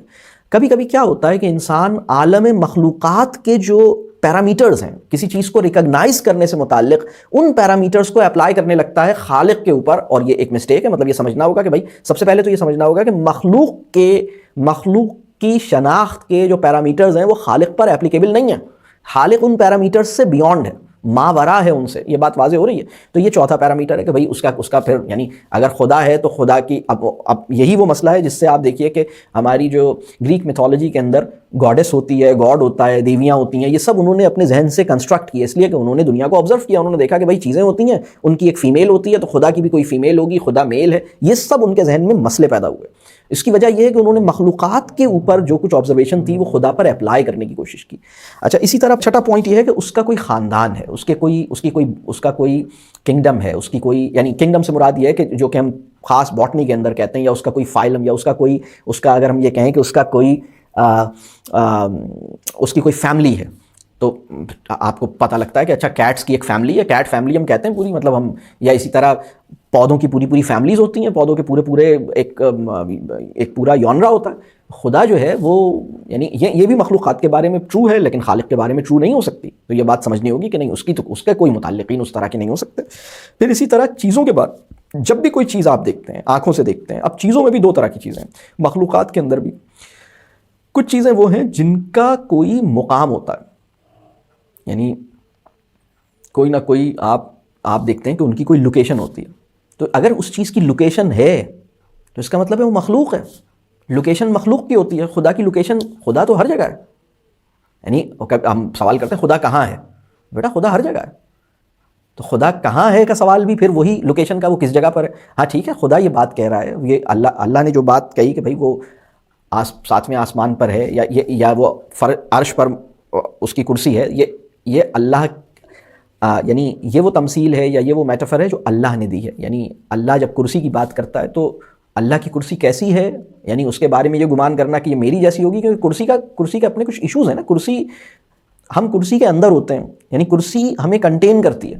تو خدا کسی چیز میں کنٹین نہیں ہو سکتا, خدا اس سے بیونڈ ہے. تو خدا کی کرسی کچھ اور بات ہے. مطلب یہ جو بات ہے یہ اللہ ہی اس کے بارے میں جانتے ہیں کہ اللہ کی کرسی کیا ہے. تو پہلی بات تو یہ سمجھیے کہ ہمارا ذہن ان ساری چیزوں کا احاطہ نہیں کر سکتا. ہمارے ذہن صرف اتنا ہو سکتا ہے, ہمارے ذہن کو خدا کی موجودگی کا ہمیں ادراک ہو جائے, ہم یہ کہیں کہ ہاں اللہ موجود ہے. مجھے ذہن اس لیے دیا گیا ہے کہ میں اللہ کی پریزنس کو ایکسیپٹ کروں شعور کی سطح پر بھی, یعنی میں اللہ کی پریزنس کی ریزننگ دے سکوں اور میں اللہ کی پریزنس کو اپنے قلب میں محسوس کر سکوں. تو یہ میری ذمہ داری ہے, یا مجھے اس کے قابل بننا چاہیے. تو یہ جو بات ہے کہ لوکیشن کی. اسی طرح ایک اور بات ہے کہ جب آپ چیزیں دیکھتے ہیں, مخلوقات میں بعض چیزیں ہوتی ہیں جن کی کوئی خاص شکل ہوتی ہے, کوئی خاص اس کی پرسنالٹی ہوتی ہے, کوئی خاص اس کی آئیڈینٹیفیکیشن مارکس ہوتے ہیں. تو آپ خدا کے حوالے سے یہ توقع نہیں کر سکتے کہ اس کی کوئی خاص، یعنی آپ خدا کیا ہے کیسا ہے یہ خدا ہی جانتا ہے، اس کو آپ مخلوق سے متعلق جو آپ کے پرسیپشنز ہیں وہ خدا پر ہمیں اپلائی نہیں کر سکتے۔ یہ بات یہ وہ پوائنٹ ہے جس کو پہلے ہم خود کلیئر کریں، اور اس کے بعد جب بچوں سے کانورسیشن ہوگی تو اسی لیول پر یہ کانورسیشنز بچے خود ہی کریں گے۔ یہ بچوں کے ذہن میں نیچرل کویسچنز ہوں گے، بچے کہیں گے خدا کو کس نے بنایا، خدا کب سے ہے، خدا کہاں ہے، خدا کے ہاتھ ہیں۔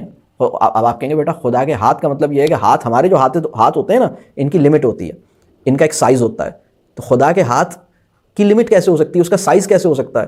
تو خدا میجربل نہیں ہے۔ پہلے تو یہ سمجھ لو تو کہ اگر خدا خود بھی یہ بات کہہ رہا ہے کہ میرے ہاتھ، خدا نے یہ بات اس کا اشارہ کیا، رسول اللہ صلی اللہ علیہ وسلم کی حدیث میں بھی اس کا اشارہ موجود ہے، تو اس کا مطلب یہ نہیں ہے کہ اللہ کے ہاتھ کا مطلب ہے کہ وہ میری طرح کا ہاتھ ہوگا۔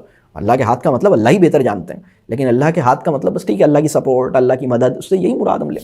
تو یہ جو اسی طرح چیزوں سے متعلق یا مخلوقات سے متعلق ایک پوائنٹ اور ہوتا ہے کہ اس کی کچھ صلاحیتیں ہیں، اس کے کچھ مخصوص اعضاء ہیں، مطلب اس کے پاس کچھ خاص، یعنی وہ اپنی اس کی کچھ ایبلٹیز ہیں، اور وہ اس کے کچھ آرگنز ہیں جس کی وجہ سے اس کی ایبلٹی ہے، یعنی آنکھ ہے تو اس کی وجہ سے وہ سی کرتا ہے، کان ہے تو اس کی وجہ سے وہ سنتا ہے۔ تو خدا جو ہے وہ اس طرح، مطلب خدا کے بارے میں ہم، یعنی خدا جو ہے وہ اس سے بیونڈ ہے، یہ بات ہمیں سمجھنی ہوگی۔ یہ بھی مخلوق سے متعلق صحیح ہے، لیکن خالق کا کیا معاملہ ہے یہ اللہ ہی کے علم میں، ہم اس کو اتنا، مطلب ہم اس کو مختصر نہیں کر سکتے۔ اور اسی طرح پھر 2-3 باتیں اور ہیں، لیکن چلیں ہم اس کو، یعنی اسی طرح ایک بات یہ ہے کہ جب ہم مخلوق کو دیکھتے ہیں تو اس کی کمیونیکیشن کے کچھ اصول ہوتے ہیں، کچھ قواعد و ضوابط ہوتے ہیں، کچھ اس کے سنٹیکس ہوتے ہیں کہ بھئی وہ اس طرح بات کرے گا، یہ بات ہوگی۔ خدا کیسے کمیونیکیٹ کرے گا اور اس کی فارمز آف کمیونیکیشنز کیا کیا ہوں گی، یہ بھی بہرحال مطلب یہ ہماری، یعنی یہ اس سے اوپر ہے، خدا ہر اس تصور سے اوپر ہے جو مخلوق سے متعلق اپنے ذہن میں رکھتے ہیں۔ پہلے تو یہ بات ہمیں بہت اچھی طرح کلیئر کرنے کی ضرورت ہے۔ اسی طرح جو مخلوق ہوتی ہے نا، اس کی کچھ لمیٹیشنز ہوتی ہیں، کچھ نیڈز ہوتی ہیں۔ ہم کہتے ہیں بھئی گائے ہے یا انسان ہے تو اس کی نیڈز ہیں، اس کی لمیٹیشنز ہیں۔ اگر کوئی کنگ بھی ہے نا کسی ملک کا تو اس کی کچھ لمیٹیشنز ہیں، اس کی کچھ محدودات ہیں، کچھ ضروریات ہیں۔ خدا ان ساری لمیٹیشنز سے ماورا ہے، اس سے اوپر ہے۔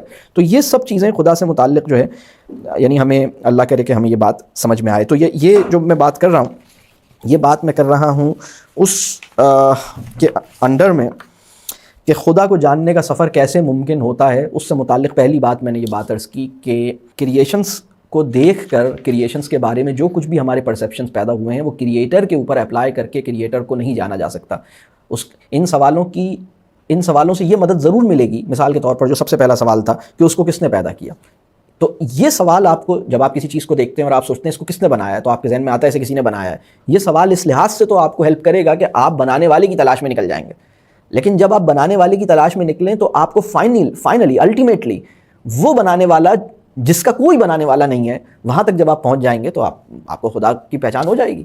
اور یہ وہ سفر ہے جو حضرت ابراہیم علیہ السلام نے طے کیا۔ اچھا، دوسری بات، خدا کو جاننے کا سفر کیسے ممکن ہے۔ اب اس سے متعلق پہلے تو میں نے یہ بات کی کہ ہمارا جو پرسیپشن ہے مخلوق اور خالق کا، اس کو ٹھیک کرنے کی ضرورت ہے۔ اب میں دوسری بات یہ عرض کر رہا ہوں کہ 3 کام ہمیں کرنے ہوں گے بچوں کو خدا کا تعارف کروانے میں۔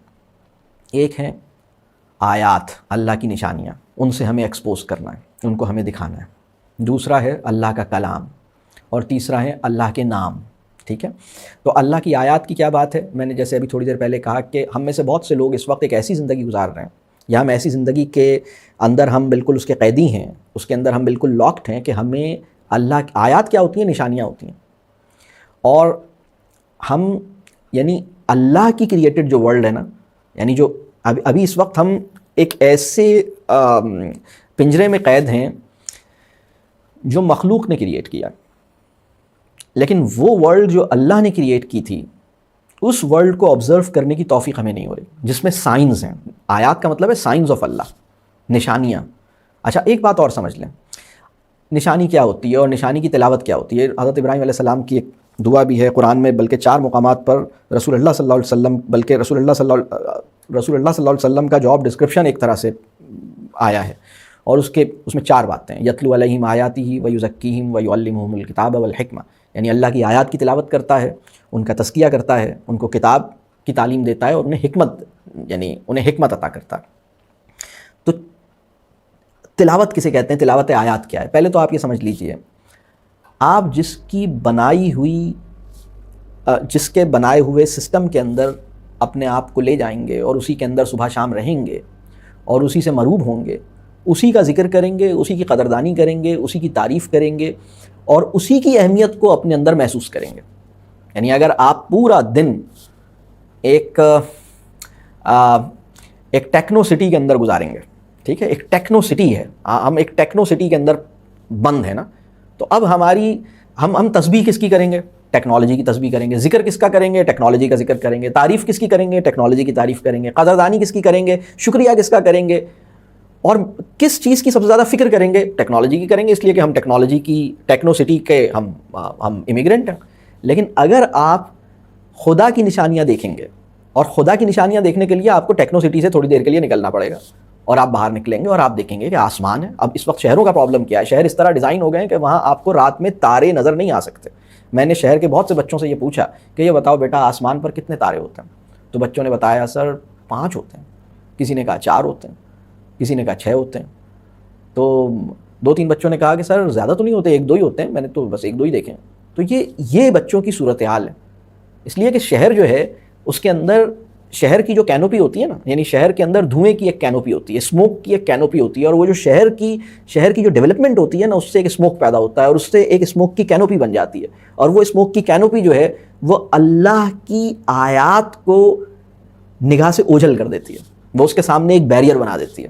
یا تو ہم ایک ایسے مکان میں رہتے ہیں ہر وقت جہاں سے نہ آسمان نظر آتا ہے، نہ کھیت نظر آتا ہے، نہ پودا نظر آتا ہے، کچھ بھی نظر نہیں آتا. اور اگر کوئی کیڑا کسی طرح سے پہنچ جاتا ہے نا، تو ہم اس کو وہ اسپرے کر کے جو ہے اس کو مار دیتے ہیں تاکہ ہمیں کچھ نظر نہ آئے اپنے سوا. بس مطلب میں صرف اپنے آپ کو دیکھنا چاہتا ہوں، اپنی سیلفی بنانا چاہتا ہوں، اپنی واہ واہ کرنا چاہتا ہوں، یا کچھ 2-4 لوگوں کے ساتھ رہنا چاہتا ہوں، اور مجھے صرف میرے گیجٹس دکھائی دیں. میرا موبائل کہاں ہے، میرا چارجر کہاں ہے، میری اسکرین کہاں ہے، میرا لیپ ٹاپ کہاں ہے. I just want to see these things, nothing else. یہاں پر وہ کھڑا ہے، اس نے اللہ کی نشانیاں دیکھی کب ہیں؟ یعنی جب وہ اللہ کی نشانیاں دیکھے گا تو پھر اسے، یعنی یہ وہ نشانیاں ہیں. اب ایک مسئلہ، اب اس میں 3 اور مسئلے ہیں. ایک مسئلہ یہ ہے کہ اسے نشانیاں دیکھنے کی توفیق نہیں مل رہی، یا نشانیاں اس کی نگاہ سے اوجھل ہو گئی ہیں. وہ نشانیاں بہت ہیں، اللہ کی نشانیاں ہر جگہ. آپ گھر سے باہر نکلیے، ذرا گھر کی چھت پہ جائیے، آپ دیکھیے، کسی باہر نکلیے، آپ پودوں کو دیکھیے، آپ جانوروں کو دیکھیے، آپ ہوا چل رہی ہے، آپ فیل کیجیے. مارننگ کی جو ایک ٹھنڈی ہوا ہے، آپ اس کو فیل کیجیے. آپ دھوپ کو دیکھیے، سورج کو دیکھیے، آپ چاند کو دیکھیے. سب نشانیاں ہیں، آپ اس کو فیل کیجیے. تو آپ کو بڑا اچھا محسوس ہوگا، آپ کو بڑی. تو آپ ایک مسئلہ یہ کہ نشانیاں ہم یا تو ہمیں دیکھنے کا موقع نہیں ہے، وقت نہیں ہے، فرصت نہیں ہے، یا وہ ہماری نگاہ سے اوجھل ہو گئی ہیں. ایک مسئلہ یہ. دوسرا مسئلہ یہ ہے کہ ہم ان نشانیوں کو دیکھنے کے باوجود اسے نشانی شمار نہیں کر رہے، اس کو نشانی کا اسٹیٹس نہیں دے رہے. یعنی وہ آئیکن جسے کلک کرنے کے نتیجے میں آپ کا کنیکشن اسٹیبلش ہو جانا چاہیے تھا، اس کو کلک کرنے کے باوجود کنیکشن اسٹیبلش نہیں ہو پا رہا. یہ بات سمجھ آ رہی ہے؟ یعنی گائے کا دودھ نکال رہے ہیں، لیکن سبحان اللہ کی جو توفیق ہے وہ نہیں پیدا ہو رہی. مطلب اس کو محسوس نہیں کر رہے کہ کمال ہے اس ذات کا. آپ دیکھیے، آپ نے واٹر میلن کھایا ہے. واٹر میلن کس نے کھایا ہے؟ میرا خیال ہے سب نہیں کھایا ہوگا واٹر میلن انشاءاللہ. تو آپ کو پتہ ہے کہ واٹر میلن کتنی گرم علاقوں میں وہ پیدا ہوتا ہے، اور واٹر میلن کیا کمال ہے. مطلب کیسے اس کے اندر اتنا میٹھا اور اتنا زبردست فل آف واٹر ہوتا ہے. کیا اللہ کا میکینزم. آپ کوکونٹ واٹر دیکھیں، آپ کیسا ہے، ناریل کا پانی. آپ ناریل دیکھیں، آپ کوکونٹ. کمال کی اللہ کی ایک زبردست ایک نشانی ہے نا. ہر چیز نشانی ہے. تو اللہ کی وہ نشانیاں جو باہر ہیں، جن کو ہم میکروکازم کہتے ہیں، جس کو ہم اردو میں آفاق کہتے ہیں، اور اللہ کی وہ نشانیاں جو ہمارے اندر ہیں، جس کو ہم مائکروکازم کہتے ہیں، جسے ہم انفس کہتے ہیں. ان دونوں طرح کی نشانیوں پہ غور کرنا ہوگا. اچھا، وہ نشانی کیسے نشانی بنے گی؟ اب اس کی وجہ میں بتا دیتا ہوں. بعض اوقات وہ نشانی نہیں بنتی. ہم پری آکیوپائڈ ہوتے ہیں، ہم کسی اور چیز کے او میں ہوتے ہیں، ہم کسی اور چیز کی اتھارٹی اور سپیریورٹی کو اس طرح تسلیم کر چکے ہوتے ہیں جس طرح کہ خدا کی اتھارٹی اور سپیریورٹی کو تسلیم کرنا تھا. اگر آپ کے دل پر اور آپ کے شعور پر کسی فارماسیوٹیکل کمپنی کی، یا کسی ملٹی نیشنل کمپنی کی، یا کسی بڑی ٹیکنالوجیکل کوئی ایک بہت بڑی ٹیکنالوجی کی آپ او میں ہیں، اور اس کی سپیریورٹی اور اس کی گریٹنس اور اس کی عظمت آپ کے دل پہ اسٹیبلش ہو چکی ہے، تو اب مسئلہ یہ ہوگا کہ جب آپ چاند اور ستاروں کو دیکھیں گے تو یہ چیزوں کو دیکھیں گے آپ، لیکن جس کا نقش آپ کے دل پہ پہلے سے بن گیا ہے اس نقش کو پہلے ہٹانا پڑے گا. یہ ایک دوسرا مسئلہ ہے. تو یہ بات سمجھ آ رہی ہے؟ تو اب یہ جو یعنی اب ہم اپنی گفتگو کے اس حصے میں ہیں کہ اللہ کا تعارف کیسے ہوگا. اس کے لیے اللہ کی نشانیوں سے اپنے آپ کو جوڑنا ہوگا، اللہ کی بنائی ہوئی دنیا میں لے کے جانا ہوگا. خود بھی جانا ہوگا، بچوں کو بھی لے کے جائیں، اور جب آپ جائیں تو آپ انہیں آبزرو کریں. اچھا، اب ایک سوال یہ پیدا ہوتا ہے کہ اس میں کیا کیا کیا جا سکتا ہے. اس کا ایک طریقہ تو یہ ہے کہ بھائی آپ نیچر کے اندر وقت گزاریں اور اس کی ضرورت کو سمجھیں.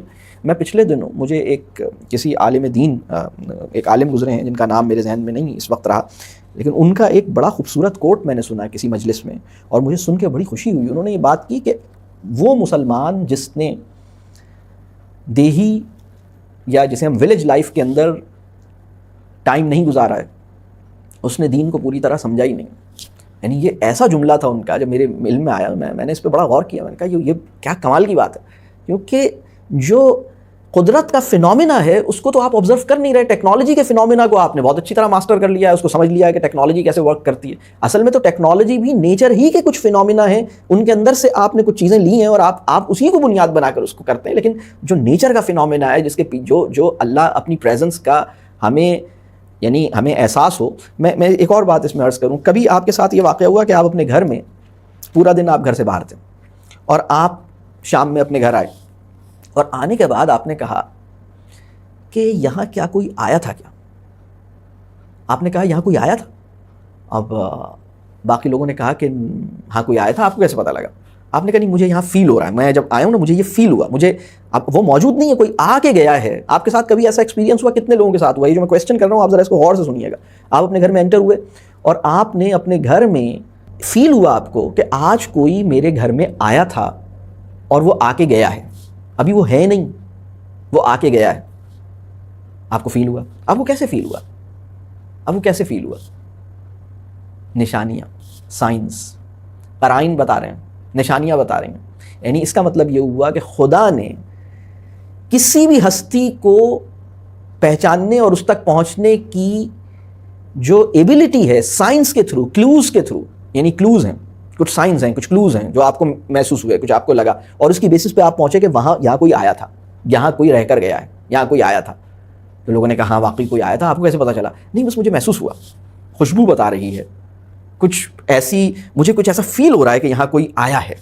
اب آپ دیکھیے، اب آپ سوچئے کہ انسان کو اللہ نے کلوز کی مدد سے، سائنس کی مدد سے، نشانیوں کی مدد سے حقیقت تک پہنچنے کی جو صلاحیت ہے اللہ نے انسان کے اندر اس درجے پر رکھی ہے کہ وہ تو مخلوق کی بھی وہ موجودگی جو ابھی نہیں ہے پہلے تھی، اس وقت نہیں ہے، پہلے تھی اور تھوڑی دیر کے لیے تھی. اور کس چیز کی موجودگی؟ مخلوق کی موجودگی. اس کی موجودگی کا سراغ لگا لینے کی صلاحیت اس کے اندر موجود ہے. تو خالق کی موجودگی جو کہ ہر وقت ہے، اس کا سراغ لگا سکنے کی صلاحیت کیوں مر گئی ہے؟ اس کی کچھ وجوہات ہیں. اس کی بڑی وجہ یہ ہے کہ ہم نے اللہ کی نشانیوں کا بائیکاٹ کر رکھا ہے. ہم نے ایسا چشمہ پہن لیا ہے جس سے خدا کی نشانیوں کے علاوہ سب کچھ نظر آئے. یعنی ہمارے مسائل بڑے عجیب ہیں. مطلب ہم اسکائی اسکریپرز کے ساتھ کھڑے ہو کر سیلفیاں لے رہے ہیں، لیکن ہم نہیں دیکھ رہے کہ مطلب خدا کی جو نشانیاں ہو سکتی ہیں ان کو ہم کسی نئے ملک یا نئے شہر میں جاتے ہیں تو وہاں شاپنگ سینٹرز کے اندر گم ہو جاتے ہیں. ہم کسی نئے شہر میں جاتے ہیں تو وہاں ایئرپورٹ کی شکل دیکھنے لگتے ہیں، وہاں کی مارکیٹ اور بلڈنگوں کو دیکھنے لگتے ہیں. تو یہ کوئی چیز ہے دیکھنے کی؟ یعنی وہاں ہم نہیں. یہ آپ مجھے بتائیے آج کے مسلمان کو یہ توفیق کب ہوئی ہے کہ کسی نئی دنیا، کسی نئے ملک یا معاشرے میں کسی نئے شہر جائے اور وہاں پودوں کے اندر جو تنوع موجود ہے اسے محسوس کر کے واپس آئے اور کہے کہ میں نے کچھ خاص قسم کے پھول اور کچھ خاص قسم کے درخت وہاں دیکھے ہیں جو ہمارے یہاں نہیں ہوتے. نیم کا درخت ہمارے علاقے میں کچھ اور طرح کا ہوتا ہے، ان کے علاقے میں نیم کے درخت کی شخصیت کچھ اور ہے. ان کے علاقے میں ہمارے علاقے کے کوے کچھ اور طرح کے ہیں، ان کے علاقے کے کوے کچھ اور طرح کے ہیں. ہمارے علاقے میں یہ برڈز نظر نہیں آتی، ان کے علاقے میں یہ برڈز نظر آتی ہیں. آپ مجھے بتائیے کب غور کیا ہم نے؟ میں آپ سے عرض کروں کہ بہت سے لوگوں کو یہ نہیں پتا کہ ان کے محلے میں ہوا کس ڈائریکشن سے چلتی ہے اور کس ڈائریکشن میں جاتی ہے. انہیں ونڈ ڈائریکشن کا سینس نہیں ہے. آپ ہمارے اس وقت بہت سے بچوں کا حال یہ ہے کہ آپ ان سے پوچھیں کہ تمہارے گھر کے نارتھ میں کیا ہے اور ساؤتھ میں کیا ہے، تو کہیں گے میں ابھی گوگل کھول کے چیک کرتا ہوں.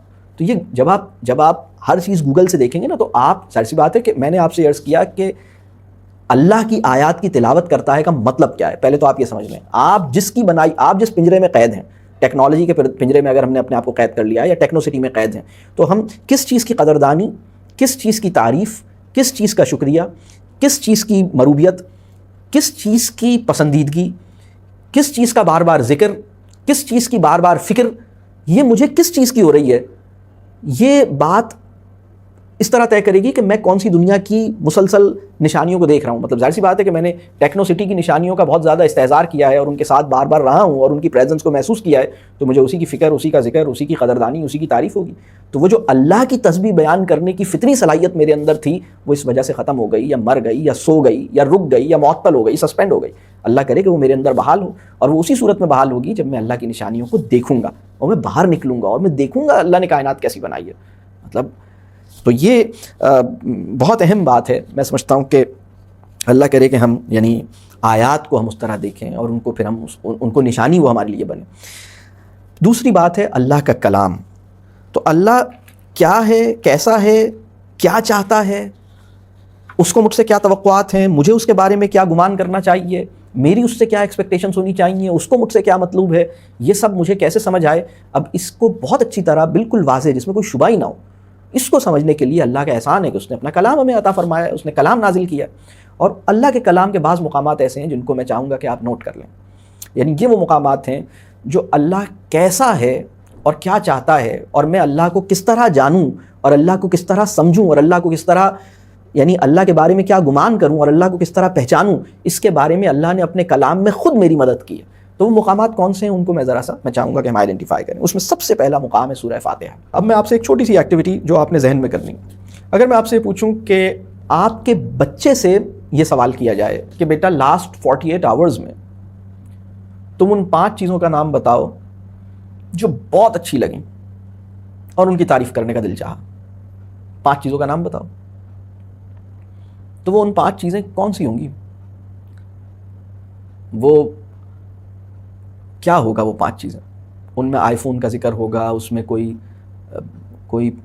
جاگر شوز ہوں گے, اس میں کیا ہوگا, کوئی ٹی شرٹ ہوگی, کوئی ایئر رنگز ہوں گے, کیا ہوگا؟ وہ 5 چیزیں کون سی ہوں گی؟ آپ سوچئے گا وہ کون سی چیزیں. اب الحمدللہ رب العالمین کی ہم بات کرتے ہیں. یعنی ہر وہ چیز جو آپ کو اچھی لگی ہے, ہر وہ چیز جو آپ کو اچھی لگی ہے اور جس کی تعریف کرنے سے آپ اپنے آپ کو روک نہیں پائے, جس کی تعریف کرنے کا آپ کے اندر دل چاہا ہے, تو اب آپ یہ سمجھ لیجئے کہ اصل میں تو اصل تعریف تو اس کی ہے جس نے اس کو بنایا ہے. اب آپ مجھے بتائیے کہ وہ بچہ جو نیچر میں گیا ہی نہیں ہے, جس نے پورا دن ہی ایک مصنوعی دنیا میں گزارا. میں آپ سے یہ عرض کر رہا ہوں کہ لوگ خانہ کعبہ کی زیارت کرنے کے بعد جب واپس آتے ہیں تو وہ بیت اللہ کا ذکر کم کر رہے ہوتے ہیں اور ٹیکنالوجی کا ذکر زیادہ کر رہے ہوتے ہیں. آپ کو ایسے لوگ ملیں, آپ کو ملیں یا مجھے ہی ٹکرا جاتے ہیں ایسے لوگ؟ آپ کو بھی ملیں ایسے لوگ؟ اچھا جی, یہ مسئلہ کیوں پیدا ہوا ہے؟ یعنی ہم نے ایک ایسی جگہ جو اللہ کی نشانیوں سے بھری ہوئی تھی, ہم نے مطلب ڈزنی لینڈ بنانے کی کوشش کی ہے. ہم نے کیا کیا ہے؟ اللہ ہمیں معاف کرے, ہم کر کیا رہے ہیں؟ تو ہم نے نشانیاں تو بس کہیں اوجھل ہو گئی ہماری نظر سے, نشانیوں کو تو ہم نے دیکھا ہی نہیں.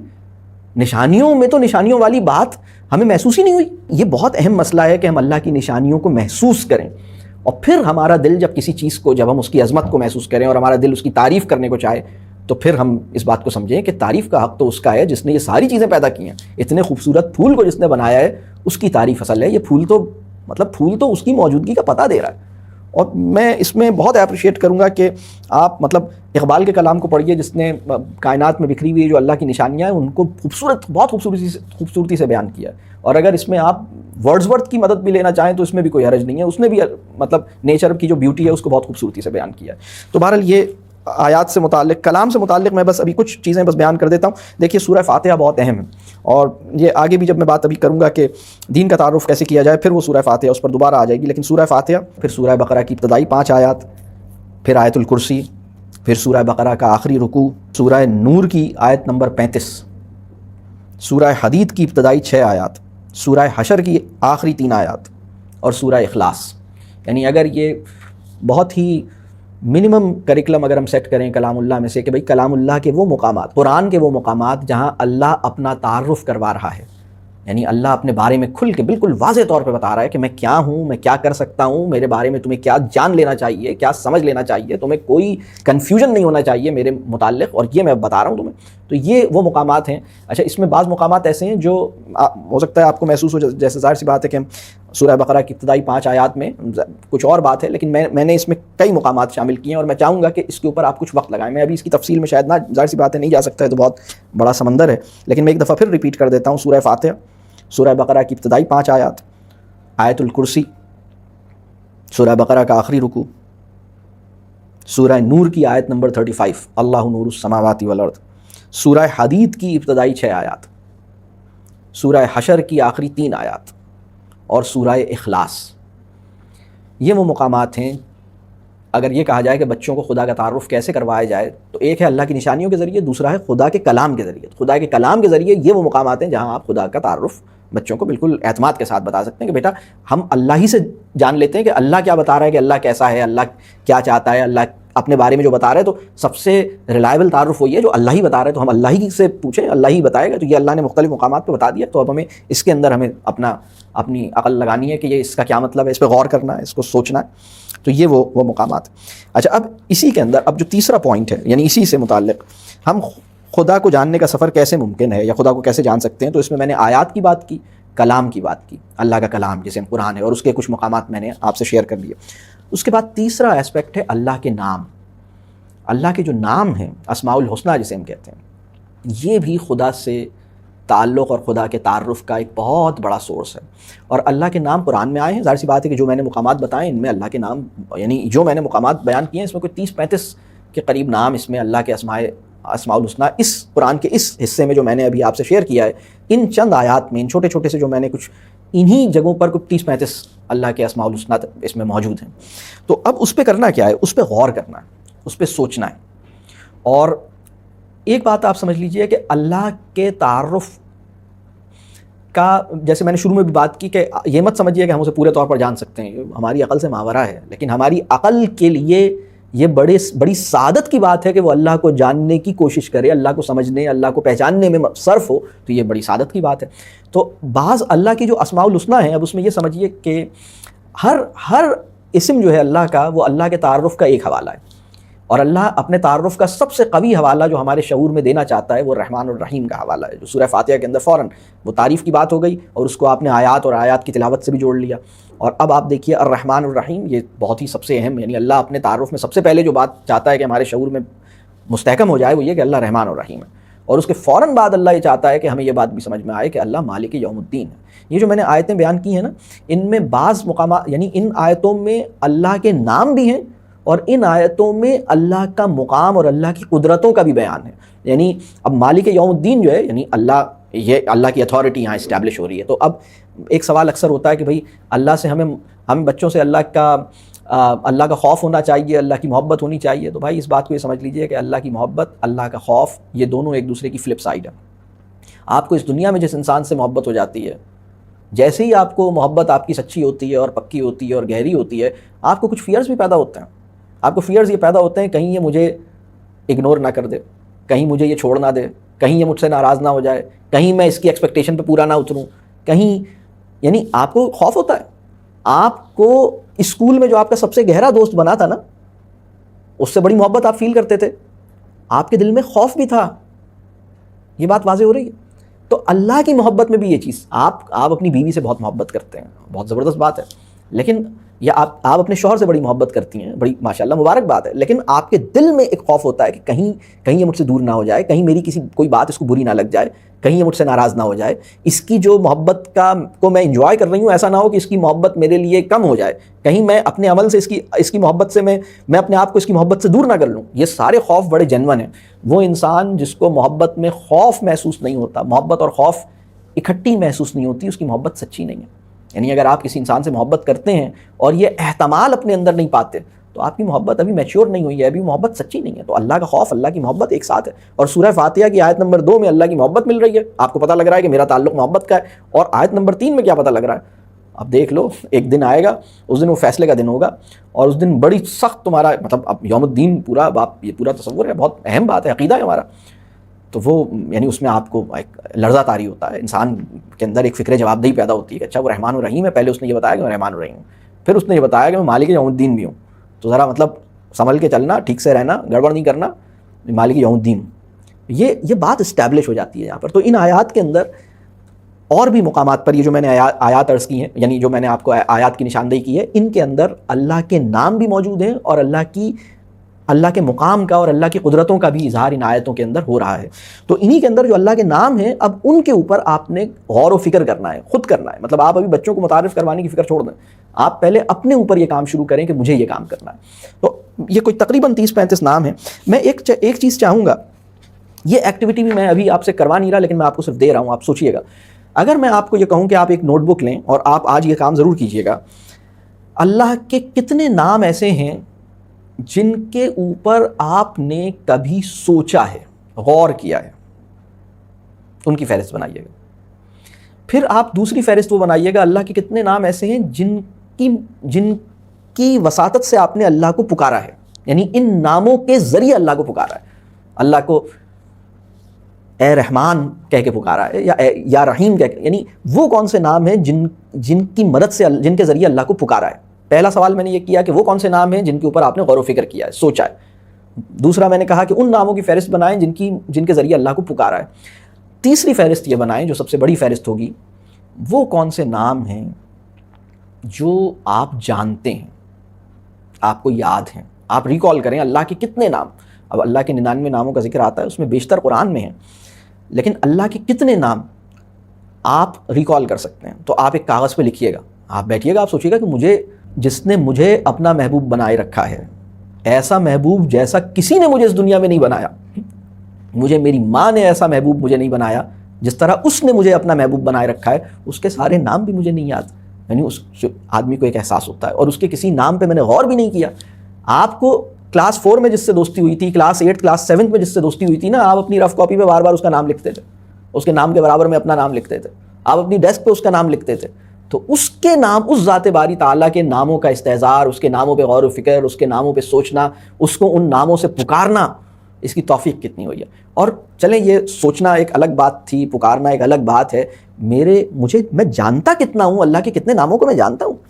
تو یہ بڑا ہمارے بہت سارے سوال ایسے ہیں جو اللہ کے ناموں کو جاننے سے حل ہوں گے. اب میں ایک سوال بتاتا ہوں جو ایک بچے نے مجھ سے کیا, اور میں بتاؤں گا کہ اللہ کے ناموں کو جاننے سے وہ سوال کیسے حل ہوا. مثال کے طور پر مجھ سے ایک بچے نے کہا کہ سر یہ بتائیے کہ جب اللہ کو سب کچھ معلوم کہ میں کیا کروں گا, یعنی میں آگے چل کے کیا کام کروں گا, میں غلط کروں گا صحیح کروں گا, وہ جانتا ہے, تو پھر اختیار دینے کا کیا مطلب ہوا؟ وہ کہہ رہا ہے کہ مجھے اختیار دیا ہے, اور پھر وہ کہہ رہا ہے کہ مطلب وہ سب کچھ جانتا ہے کہ میں کیا کروں گا, اسے تو پتہ ہے کہ میں غلط کروں گا یا صحیح کروں گا.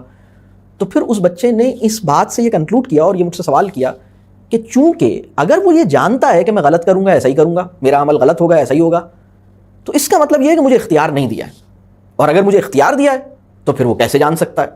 یہ بات سمجھ آ رہی ہے؟ اچھا, اب یہ وہ سوال ہے جو ممکن ہے آپ میں سے بھی بہت سے لوگوں کے ذہن میں آیا ہو, اور ممکن ہے کہ آپ کے بچوں نے بھی آپ سے کیا ہو. اب میں آپ کو اس سوال کا جواب دیتا ہوں. پہلی بات یہ سمجھ لیجئے, اللہ کے بارے میں ہمیں جو کچھ بھی یعنی اللہ کے بارے میں ہمارا جو بھی گمان ہے, اللہ کے بارے میں ہم اللہ کے بارے میں جو ہماری توقعات ہیں, ان کو ٹھیک رکھنے میں اللہ کے نام جو ہیں, اللہ کا ایک ہم پر احسان ہے کہ اس نے اپنے یہ نام ہمیں بتائے ہیں. اللہ کے اس کے علاوہ بھی نام ہوں گے جو ہمیں نہیں پتہ. اللہ کی توفیق سے اللہ نے اپنے کچھ نام ہم پہ ظاہر کیے ہیں جو یہ نام ہے. اب اس میں ایک نام ہے العلیم, ٹھیک ہے. تو پہلی بات تو یہ, اللہ نے ہمیں اختیار دیا, چونکہ ہم اللہ پہ ایمان رکھتے ہیں لہٰذا ہم اس بات کو مانیں گے کہ اللہ نے ہمیں اختیار دیا, یعنی ہمیں اختیار کے ساتھ پیدا کیا گیا ہے, اور مجھے یہ اختیار دیا ہے کہ میں چاہوں تو ٹھیک کروں, چاہے غلط کروں, چاہے تو میں گڑبڑ کروں, چاہے تو اچھا کام کروں, تو اختیار ہے, غلط کام کروں یا صحیح کام کروں, اختیار ہے. اب یہ بات کہ دیکھیے, اللہ العلیم کا مطلب یہ ہے کہ اس کے لیے کچھ ان نون نہیں. وہ ہستی جس کے لیے فیوچر ان نون ہوگا وہ العلیم کیسے ہو سکتی ہے؟ میں العلیم نہیں ہوں, اس لیے میرے لیے فیوچر ان نون ہے. اللہ کے لیے فیوچر ان نون نہیں ہے, اس لیے کہ وہ العلیم ہے. تو اگر آپ اللہ کو العلیم مانتے ہیں تو پھر آپ کے ذہن میں یہ سوال سالو ہو جائے گا. آپ کہیں گے بھائی, یعنی اگین پھر وہی بات کہ ہم جو میں تھوڑی دیر پہلے کہہ رہا تھا کہ مخلوق کا جو تصور ہے وہ اللہ پر بعض اوقات ہم اپلائی کرتے ہیں. یہ بات واضح ہو رہی ہے, میری یہ بات سمجھ آ رہی؟ تو یہ ہمیں سمجھنے کی ضرورت ہے کہ وہ مطلب وہ جانتا بھی ہے, یعنی جب وہ العلیم ہے تو اس کا مطلب ہے کہ وہ جانتا ہے کہ میں فیوچر میں کیا کروں گا. اور اس کی ایک مثال یہ ہے کہ آپ اپنے بچے کو, آپ کا بچہ ہے یا آپ کا چھوٹا بھائی ہے, کبھی ایسا ہوتا ہے کہ اماں نے کھانا نکالا ہو یا کوئی کام کہا ہو, بیٹا چلیں یہ کام کر لیں, ٹی وی بند کر دیں, فلاں چیز چھوڑ دیں, کھیل چھوڑ دیں, آئیں کھانا کھا لیں. تو آپ بڑی بہن ہیں یا آپ امی ہیں یا آپ گھر میں اسی بچے کے ساتھ رہتی ہیں, جب اماں نے اس کو یہ کہا کہ آؤ کھانا کھا لو اور یہ کام چھوڑ دو, تو آپ کو یہ پتا ہوتا ہے کہ یہ بات مانے گا یا نہیں مانے گا؟ آپ سے پوچھ رہا ہوں, آپ کو پتا ہوتا ہے کہ یہ مانے گا یا نہیں مانے گا؟ یہ جو چھوٹے بھائی کو یہ کہہ رہی ہے نا اماں کہ آؤ ذرا یہ کام کر لو, سائیکل, اچھا آپ سائیکل چلانے کا وقت ختم ہو گیا, آپ سائیکل نہیں چلاؤ, سائیکل اندر رکھ دو, آ کے کھانا کھا لو, میں نے کھانا نکال دیا ہے. آپ کو پتا ہوتا ہے یہ؟ تو آپ کو اس بات کا اندازہ ہوتا ہے کہ ابھی اماں کہہ رہی ہے نا ابھی یہ 15 منٹ لگائے گا, ابھی یہ اور ابھی دیکھو سائیکل تیز چلاتا ہوا اور دور نکل گیا تاکہ اس کو اور ٹائم لگے تھوڑا, مطلب یہ ٹائم گین کر رہا ہے, آپ کو اندازہ ہوتا ہے. اچھا آپ کا علم نامکمل ہے, آپ کا علم ناقص ہے, اور آپ کا علم محدود ہے, اور آپ کا علم صرف ظاہر کی بنیاد پر ہے, اور اس کی بنیاد پر آپ اتنا سکسیسفل پریڈکشن دے رہے ہیں کہ آپ کو پتا ہے کہ یہ ابھی اماں نے جو آواز لگائی ہے نا یہ ابھی نہیں آئے گا, اس کو آپ کو خود پتا ہے کہ ابھی اماں باہر جائیں گی, اس کو پکڑیں گی اور کھینچ کے لائیں گی اور سائیکل اندر رکھیں گی اور پھر بٹھائیں گی اور پھر یہ کھائے گا, اس سے پہلے یہ ابھی ادھر گھومتا رہے گا, ابھی آدھے گھنٹے تک یہ تماشا ہوتا رہے گا, آپ کو یو نو اٹ, آپ کو کیسے پتا ہے؟ تو اس کا اچھا اگر آپ کو پتا ہے تو کیا اس کے پاس اختیار نہیں ہے؟ اس کے پاس اختیار ہے, یعنی اس کا مطلب یہ ہے کہ آپ کا علم اور اس کا اختیار کو ایگزسٹ کر سکتے ہیں. یہ بات واضح ہو رہی ہے؟ تو آپ جو کہ علم میں ادھورے ہیں, نامکمل ہیں, اور علم آپ کا عیب, اور آپ کا علم تو کسی بھی سطح پر نہیں ہے, اللہ کا علم تو آپ کا علم اور اللہ کا علم کو کمپیریزن ہی نہیں ہے. تو اللہ کے بارے میں یہ ہم کیسے گمان کر سکتے ہیں کہ وہ یہ نہیں بتا سکتا کہ میں آگے کیا کروں گا, جب آپ بتا سکتے ہیں اپنے بچے کے بارے میں کہ مجھے پتا ہے کہ یہ ابھی کیا کرے گا, میں نے اس کو یہ کہا یہ کرے گا یا نہیں کرے گا, آپ کو پتا ہے, یعنی پتا ہے اس مراد یہ کہ آپ کو اندازہ ہے, اور کافی حد تک آپ کی پریڈکشن صحیح ہوتی ہے. تو اللہ پریڈکٹ نہیں کر رہا ہوتا, اللہ تو جانتا ہے کہ آپ کیا کریں گے, اللہ نے مستقبل دیکھا ہوا ہے. یہ بات واضح ہو رہی ہے؟ تو بہرحال یہ مطلب اس کو اس طرح سمجھنے کی ضرورت ہے. تو بہرحال یہ میں ایک اسم کے اوپر میں نے یہ بات کی, العلیم کے اوپر, اسی طرح ہر اسم کے اوپر بہت ساری, تو بعض اسماء ایسے ہیں جن کے بارے میں اس نتیجے پہ پہنچا ہوں کہ کم از کم ان اسماء کا, جیسے میں نے آیات میں نے آپ سے عرض کی, میں بعض اسماء کا بھی ذکر کر دیتا ہوں, ان اسماء کا نام آپ لکھ لیجئے, مطلب یعنی وہ اسماء آپ اپنے پاس نوٹ ڈاؤن کر لیجئے. رحمان, رحیم, پھر اسی طرح الحی, اسی طرح الغفار, الرازق, الودود, الحکیم, الصمد, القدیر, الخالق, النور, العلیم. تو یہ میں نے کوئی 12 اسماء الحسنہ 12 میں نے شیئر کیے ہیں, اور میں اس نتیجے پہ پہنچا ہوں کہ کم از کم ان 12 یہ جو 12 اسماء الحسنہ ہیں ان کے اوپر بات ہونی چاہیے, یا ان کو سوچنا چاہیے, ان پہ غور کرنا چاہیے. یعنی اصل میں دیکھیے, اب اللہ قادر مطلق ہے, یہ بات جاننا ضروری ہے. مطلب اللہ کے مختصر ترین تعارف کے اندر اگر میں ان 12 میں سے کچھ اور کم کر دوں تو میں اس میں رکھوں گا قدیر کو ضرور رکھوں گا. اللہ قادر ہے, اللہ کچھ بھی کر سکتا ہے, بغیر بادلوں کے بارش کر سکتا ہے, بغیر سورج کے دھوپ پیدا کر سکتا ہے, بغیر پانی کے پیاس بجھا سکتا ہے, بغیر بیماری کے موت دے سکتا ہے. یعنی بہت سے لوگ اس بات پہ حیران ہوتے ہیں کہ اچھا فلاں صاحب کا انتقال ہو گیا, کیا بیمار تھے؟ ارے بیمار بھی نہیں تھے, یہی تو حیرت ہے, بیمار بھی نہیں تھے. ارے بھائی کس بات کی حیرت ہے؟ حیرت کس بات کی ہے؟ بس اس نے چاہا کہ آپ چلے جائیں, آپ چلے گئے, ختم بات. مطلب اس میں حیران ہونے کی کیا بات ہے؟ مطلب وہ تو آپ پر احسان کرتا ہے کہ آپ کو بیمار کر کے انتقال سے دوچار کرتا ہے, یہ اس کا احسان ہوتا ہے. اللہ جب کسی انسان کو ایسی بیماری سے دوچار کرتا ہے جس کے بارے میں ڈاکٹر یہ کہہ دیں کہ سر اب آپ کے بچنے کی امید نہیں ہے, اتنا بڑا احسان ہے, اتنا بڑا احسان ہے, اتنا بڑا احسان ہے. آپ مجھے بتائیے کہ اگر اس دنیا میں آپ کو کینیڈا جانا ہو, اس دنیا میں آپ کو کینیڈا کا سفر کرنا ہو, اور آپ کو اچانک پتہ ہی نہیں لگے, بلکہ آپ کو اچانک کوئی پکڑے اور ٹھک سے ایئرپورٹ میں لے جا کے جہاز میں بٹھا دے, اور آپ کے گھر والے کہیں کیا ہوا؟ وہ تو سر کینیڈا کی فلائٹ میں بیٹھ گئے, وہ اب جا رہا ہے جہاز, وہ وہاں ہے. تو آپ کیا فیل کریں گے؟ لیکن اگر کوئی آپ کو بتا دے کہ بھائی ایک منٹ, اس بات کا بہت زیادہ امکان پیدا ہو گیا ہے کہ آپ جانے والے ہیں, ہمارا علم یہ کہہ رہا ہے کہ اب آپ بچیں گے نہیں, ہمیں ایسا لگ رہا ہے کہ آپ بچیں گے نہیں, واللہ عالم, اصل علم اللہ ہی کو ہے, اللہ ہی قادر ہے, لیکن اس بات کا ہمیں ایسا محسوس ہوتا ہے. آپ کو ایک ایسی بیماری لاحق ہو گئی ہے, ڈاکٹر نے بتا دیا کہ بھائی اب آپ کے بچنے کی امیدیں ہمیں نہیں لگتی, ویسے اللہ مالک ہے, اللہ قادر ہے, آپ کو اللہ بچانا چاہے بچا لے, آپ مزید 100 سال زندہ رہیں, یہ اللہ کی قدرت ہے. لیکن فی الحال ہمیں یہ محسوس ہوتا ہے کہ آپ کے بچنے کی امید نہیں ہے, آپ کو ایک 3rd اسٹیج کینسر ڈائگنوز کر دیا ہے, اچانک ڈائگنوز کیا ہے. یعنی میں ایک دفعہ کسی سے ملا اور میں نے کسی مجلس میں میں نے یہ ذکر چھیڑا کہ اگر کسی انسان کو لاسٹ اسٹیج کینسر ہو اور 1 مہینہ پہلے پتہ لگے کہ آپ کو لاسٹ اسٹیج کینسر ہے, اور ابھی پتہ لگا ہے اور ڈاکٹر صاحب کا ایسٹیمیٹ یہ ہے کہ جناب آپ کے 3-4 ہفتے کا بس ٹائم رہ گیا, تو یہ اچھا ہوا یا برا ہوا؟ تو لوگ کہنے لگے سر یہ تو برا ہوا. تو میں نے کہا آپ کیا چاہ رہے تھے؟ یہ بالکل نہ پتہ لگے. نہیں ہم چاہ رہے تھے بہت پہلے پتہ لگ جائے. میں نے کہا اچھا, اگر آپ کو 5 سال پہلے پتہ لگ جاتا کہ آج صبح میرے اندر ایک ایسی چیز پیدا ہوئی ہے جو انشاءاللہ تعالیٰ کینسر بن جائے گی, تو آپ بڑے خوش ہوتے, بڑے 5 سال بڑے عیش سے گزارتے, بڑے آپ پاگل ہو جاتے. یہ اللہ کا شکر ادا کیجئے کہ اللہ نے اس کو صحیح وقت پہ آپ کو بتایا, آپ پریشان نہیں ہیں, وہ جو کر رہا ہے ٹھیک کر رہا ہے. تو آپ تو تیار ہو گئے نا اس کے نتیجے میں, آپ کو تو یقین آ گیا اپنی موت کا. باقی ہم سب کو تو مطلب ظاہر سی بات ہے کہ ایمان ہمارا ایسا ہو گیا ہے کہ جب تک ہمیں کوئی ایسی بیماری نہ لگ جائے جس پہ ڈاکٹر صاحب ہمیں مرنے کے بارے میں اور فیئر ویل پارٹی کے بارے میں واضح طور پہ بتا نہ دیں, ہمیں اپنے جانے کا کوئی, ہمیں لگتا ہے نہیں ابھی تو 20-25 سال آرام سے رہوں گا. تو ہمارے تو ایمان کی یہ حالت ہے. تو یہ پھر خیر ہی ہوئی نا اس بات میں. آپ کو پتہ ہے کہ بھئی ابھی ڈاکٹر صاحب کے مطابق ابھی 20-25 دن ہیں، تو اب میں اپنے معاملات صحیح کر لوں بھائی، مجھے مہلت عمل مل گئی ہے. وہ کتنے زبردست گزریں گے وہ 15 دن 20 دن جو آپ کو پتہ ہوں گے کہ اب میری فلائٹ ہے، 20 دن بعد میری فلائٹ ہے، شاید جنت کی طرف ہے، شاید کہیں اور ہے. اگر میں نے یہ 20 دن ٹھیک سے گزار لیے تو بہت امید ہے کہ وہ فلائٹ جنت کی طرف ہوگی انشاءاللہ. تو آپ ایسے گزاریں گے نا، پھر آپ پوری کوشش کریں گے کہ یہ فلائٹ سیدھے جنت میں لے کے جائے آپ انشاءاللہ. تو اللہ مجھے اور آپ کو سچی توبہ کی توفیق دے. میں نے 2 سوالوں پہ اب تک بات کی ہے. بچے میں امکانات خیر کی بنیاد کیا ہوتی ہے. دوسرے سوال پہ میں نے بات کی ہے کہ خدا کو جاننے کا سفر کیسے ممکن ہے، اور اس میں نے آیات اور کلام اور اسماء الحسنی ان کا کچھ ذکر کیا. میں بہت مختصراً تیسرے، چوتھے اور 5ویں سوال پہ بات کروں گا. بچے کو دین کا تعارف کیسے کروایا جائے. دین کے تعارف کا اسٹارٹنگ پوائنٹ ہے قصہ آدم. قصہ آدم کو میں کہتا ہوں ام المبحث.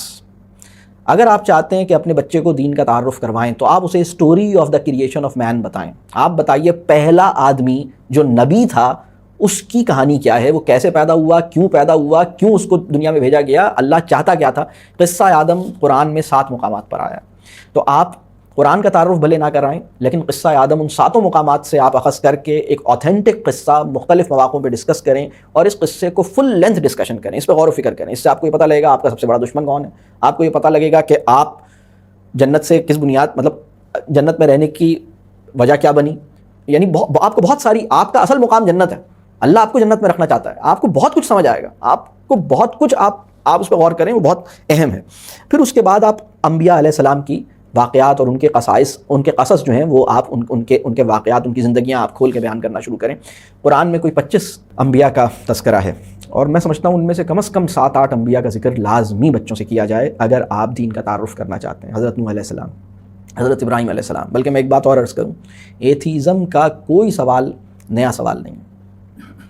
حضرت ابراہیم علیہ السلام کے جو بھی مکالمے ہیں، چاہے وہ یعنی حضرت ابراہیم علیہ السلام کا جو واقعہ کہ جو بھی واقعات اور معاملات قرآن میں بیان ہوئے ہیں، اگر آپ اس پہ غور کریں گے تو آپ کو الحاد یا خدا کے انکار کو کیسے ہینڈل کرنا ہے وہ سمجھ آ جائے گا. حضرت ابراہیم علیہ السلام کے واقعات ہیں. پھر آپ اور آگے بڑھیے، آپ مزید آپ حضرت یعقوب علیہ السلام، حضرت یوسف علیہ السلام، حضرت اسماعیل علیہ السلام، اور آگے آپ بڑھتے جائیے، آپ حضرت موسیٰ، حضرت عیسیٰ، ان سب کے آپ واقعات بتائیں. پھر رسول اللہ صلی اللہ علیہ وسلم کی زندگی پہ لائیے، پھر رسول اللہ صلی اللہ علیہ وسلم کا تعارف بتائیے، اور پھر رسول اللہ صلی اللہ علیہ وسلم کے تعارف سے پہلے ایک بات اور آپ ان کو بتائیے جو اللہ کے تعارف میں معاون ہے.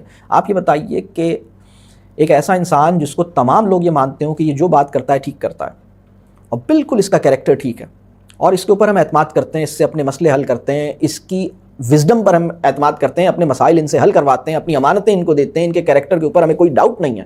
اور اگر وہ ہستی ہم سے پوچھے کہ دیکھو تمہارے اوپر ایک حملہ کرے گا کوئی یا تمہیں ایک بڑا خطرہ ہے، تو اگر میں تمہیں یہ والی بات کہوں تو تم یقین کر لو گے؟ اور وہ کہیں ہاں ہم آپ کی ہر بات پہ یقین کر لیں گے. 40 سال لگیں اس کریکٹر اور اس کریڈیبلٹی کو اسٹیبلش ہونے میں، اور پھر اس کے بعد وہ یہ بات کہے کہ مجھ پہ اللہ نے وحی بھیجی ہے اور یہ معاملہ ہے اور میں نبی ہوں اور اللہ ایک ہے اور یہ اللہ کا تعارف ہے، اور وہ لوگ اس کا انکار کر دیں. تو پہلے تو یہ بتائیے کہ اللہ کے تعارف کا ایک اور ذریعہ یہ بھی تھا. رسول اللہ صلی اللہ علیہ وسلم کا یہ جو پورا واقعہ ہے یہ آپ اسی طرح پورا واقعہ انہیں بتائیے. اور پھر یہ بتائیے کہ تمام وہ لوگ جنہوں نے انکار کیا وہ اس سے پہلے ساری بات مان رہے تھے، تو یہ بات انہیں بتائیے. یعنی ابو جہل اور ابو لہب بھی، یعنی وہ لوگ جو ایمان نہیں لائے، وہ بھی رسول اللہ صلی اللہ علیہ وسلم کی امانت اور صداقت پہ بلیو کرتے تھے، اور پھر انہوں نے اس کو جھٹلایا ہے. تو اس کا مطلب ہے کہ انہوں نے یعنی بدماشی کی ہے، انہوں نے غلط کام کیا ہے اور اس وجہ سے وہ سزا کے مستحق ہیں. یہ پوری بات رسول اللہ صلی اللہ علیہ وسلم کی زندگی بتائیے، پھر مکی دور اور مدنی دور بتائیے، پھر اس کے بعد رسول اللہ صلی اللہ علیہ وسلم کی ایک پوری ٹائم لائن بنوائیے، رسول اللہ صلی اللہ علیہ وسلم کی زندگی کے واقعات اس میں آپ ڈسکس کیجئے، پھر صحابہ کرام کی سیرہ آپ ڈسکس کیجئے. تو دین کا تعارف جو ہے حضرت آدم علیہ السلام سے لے کے صحابہ تک ایک تسلسل کے ساتھ واقعات اور زندگیاں ان پہ ڈسکس ہوں، یہ آپ دین کا تعارف اسے دے دیں گے انشاءاللہ. مطلب دین ان کے شعور میں پہنچ جائے گا. اب قرآن کا تعارف کیسے ہو؟ تو اب آپ بتائیے کہ رسول اللہ صلی اللہ علیہ وسلم کے تعارف میں ہی قرآن آ جائے گا کہ قرآن کیسے نازل ہوا، کیا معاملہ تھا، اور پھر قرآن ہمارے پاس کیسے پہنچا. تو اس کی بھی آپ گھر میں جتنے نسخے آپ کے پاس موجود ہیں ان کی ایک ایگزیبیشن کیجیے، ایک ٹیبل پہ تمام نسخے رکھیے، اور پھر بچوں کو دیکھیے کہ اچھا یہ کب شائع ہوا، یہ کب شائع ہوا، یہ دادی کے زمانے کا ہے، یہ ابا کے زمانے کا ہے، یہ اس میں صرف ترجمہ ہے، اس کے اندر تفسیر ہے، اس میں کچھ بھی نہیں ہے، یہ صرف قرآن کا متن ہے، یہ چھوٹے سائز میں ہے یا بڑے سائز میں ہے، یہ سعودیہ کا چھپا ہوا ہے، یہ کویت کا چھپا ہوا ہے، یہ انڈیا کا چھپا ہوا ہے. سب کو نکال کے دیکھیے، بچوں سے ڈسکس کیجیے اس کے اوپر، اور پھر یہ بتائیے کہ تمہیں پتہ ہے ان سب میں ایک حرف بھی چینج نہیں اور اللہ نے اس کی حفاظت کا وعدہ فرمایا.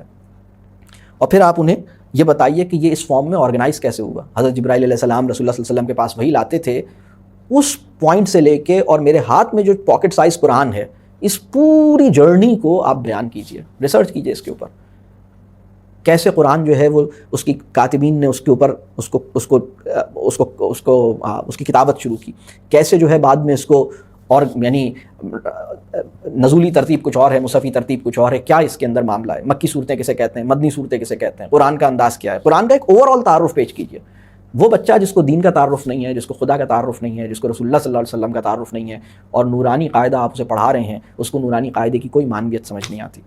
میں بہت سے بچوں کے بارے میں یہ کہتا ہوں کہ بہت سے بچوں کو یہ لگتا ہے، اگر میں ان بچوں سے پوچھوں جو اس وقت جن کو ہم بعض اوقات ہم بگ پکچر نہیں دیتے اور ہم ڈائریکٹ وہ کام کرواتے ہیں، یعنی بہت سے بچوں کو تو یہ لگتا ہے کہ اگر میں ان سے پوچھوں کہ یہ بتاؤ خدا اصل میں ہم سے چاہتا کیا ہے، تو انہیں لگے گا کہ خدا میرے حلق سے ہا نکلوانا چاہتا ہے، کیونکہ ہا کی ساؤنڈ نکلوانے پہ بہت زور دیا گیا ہے، نکالو ہا، ہا نہیں، ہا حلق سے نکالو ہا۔ تو بھائی اصل میں خدا کیا چاہتا ہے؟ اصل میں جو خدا چاہتا ہے وہ آپ کو اس وقت سمجھ آئے گا جب حضرت آدم علیہ السلام کو کیوں پیدا کیا تھا، اور پھر وہ پورا واقعہ کیا ہے، ابلیس سے کس بات کا جھگڑا ہے، یا ابلیس نے کس بات پہ، ابلیس کا مسئلہ کیا ہے، فرشتوں کا معاملہ کیا ہے، اللہ کیا چاہتا ہے، اور اللہ کو ہم پر اتنا اعتماد اور اتنا اللہ نے ہم پر کیوں ہم سے اتنی محبتیں کیوں کی ہیں، ہم سے کیا توقع کر رہا ہے، میرے اور خدا کے تعلق کی نوعیت کیا ہے۔ یہ سب معاملات انبیاء علیہ السلام، اور پھر وہ لوگ جنہوں نے انبیاء کی تعلیمات کو فالو کیا ان کا کیا انجام ہوا، وہ لوگ جنہوں نے انبیاء کی تعلیمات کو فالو نہیں کیا ان کا کیا انجام ہوا، یہ سب سمجھ میں آئے گا اگر آپ نے انبیاء کے واقعات نہیں سنائے، اور حضرت آدم علیہ السلام سے صحابہ کرام تک کی جو پوری لائف ہے یہ آپ انٹروڈیوس کریں گے، اس سے دین انٹروڈیوس ہو جائے گا۔ اور پہلی وحی سے میرے ہاتھ میں موجود جو پاکٹ سائز قرآن ہے یا تفاسیر ہیں، اس تک کی پوری جرنی اور ٹائم لائن شیئر نہیں کریں گے تو قرآن کا تعارف اسے نہیں ملے گا، اور حضرت آدم سے لے کے ہم صحابہ تک نہیں ڈیٹیل ڈسکس کریں گے تو دین کا تعارف نہیں ملے گا۔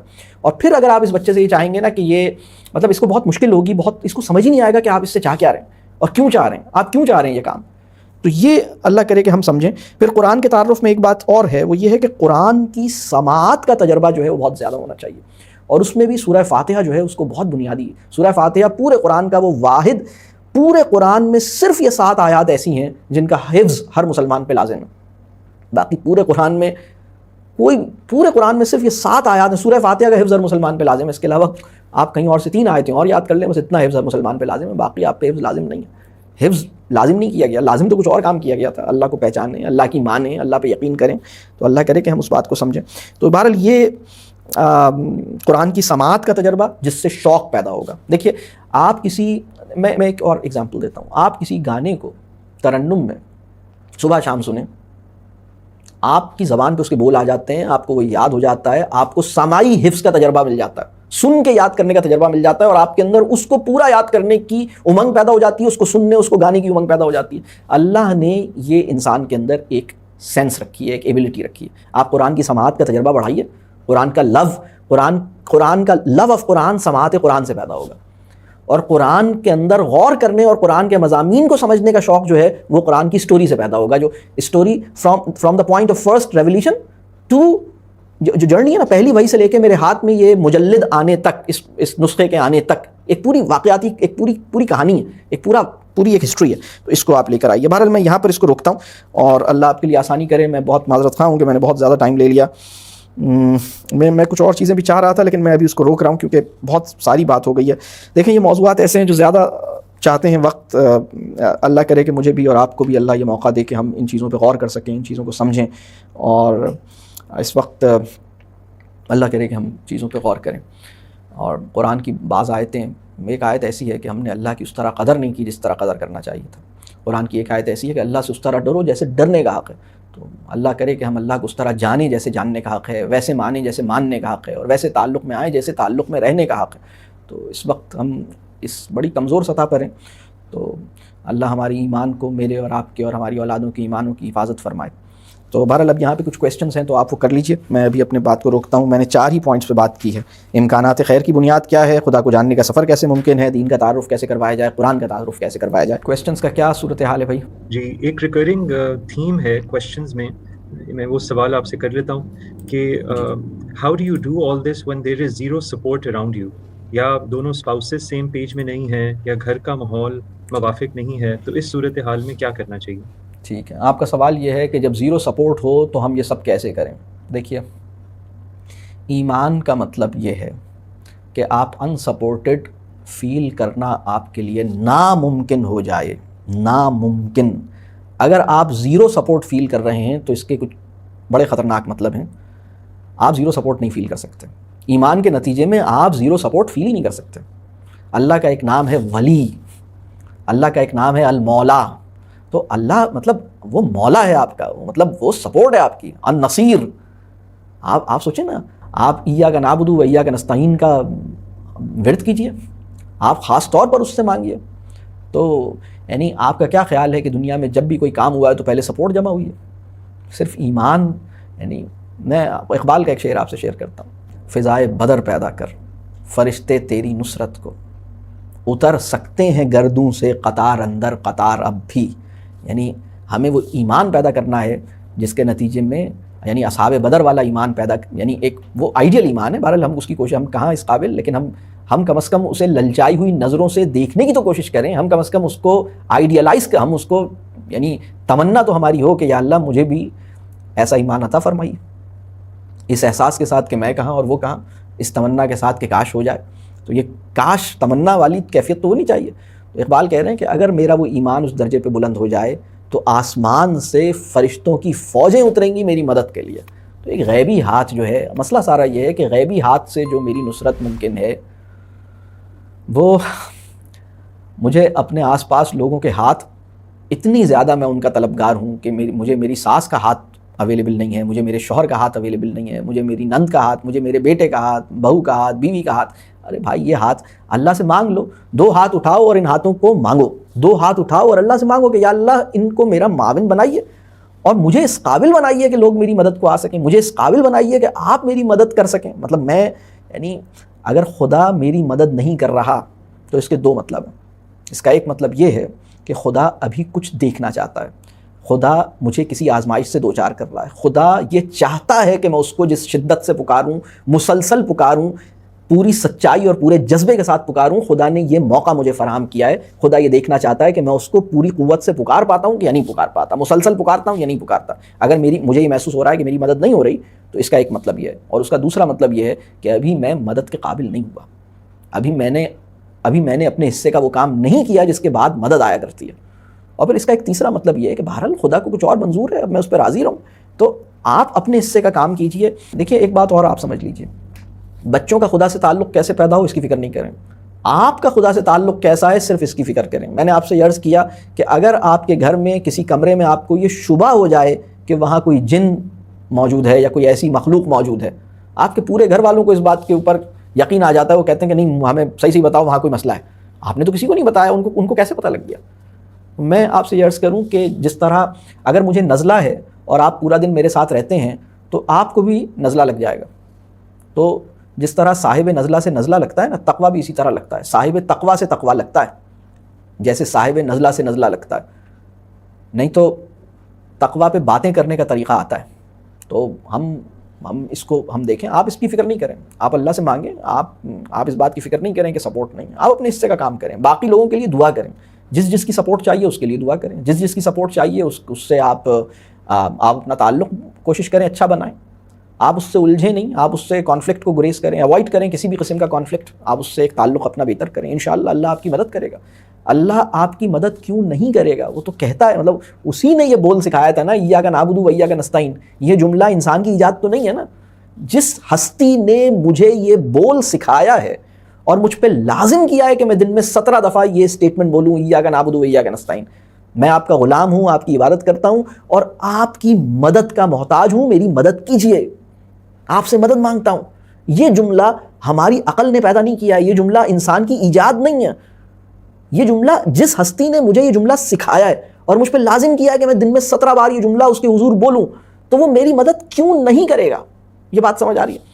تو اس کو اللہ کرے کہ ہم اس سے اپنے آپ کو باہر نکالیں اور اللہ آپ کے لیے آسانی فرمائے گا. ہاں جی، ایک اور سوال ہے کہ جو کئی لوگوں نے کیا ہے اور وہ بھی اس میں جامع جواب آ جائے گا کہ اگر بچے کوئی ایسا سوال کریں خدا کے متعلق، دین کے متعلق، کہ جس کو ہمیں سمجھ نہ آئے کہ اس کا جواب کیسے دیا جائے، تو پھر اس سچویشن کو کیسے ہینڈل کیا جائے؟ اگر بچہ کوئی ایسا سوال کرے جس کا جواب خدا سے متعلق یا مذہب سے متعلق اور اس کا جواب آپ کے پاس نہیں ہے، تو سب سے پہلا کام یہ کیجئے کہ بچے کا شکر ادا کیجئے، بچے کا شکریہ کیجئے. اس کو بتائیے بیٹا اللہ کا بہت احسان ہے کہ آپ کو ایسا سوال آپ کے ذہن میں آیا اور آپ کا شکریہ کہ آپ نے یہ سوال مجھ سے کیا، کیونکہ اس کا جواب میرے پاس نہیں تھا، میں نے بھی اس طرح اس کو نہیں سوچا تھا، مجھے بھی خیال نہیں آیا اس طرح کا، ہو سکتا ہے کبھی بچپن میں آیا ہو لیکن میں نے اس پہ غور نہیں کیا۔ تو آپ کے سوال کے نتیجے میں اب میرے لیے امکان پیدا ہوا ہے کہ اب میں علم یہ حاصل کروں۔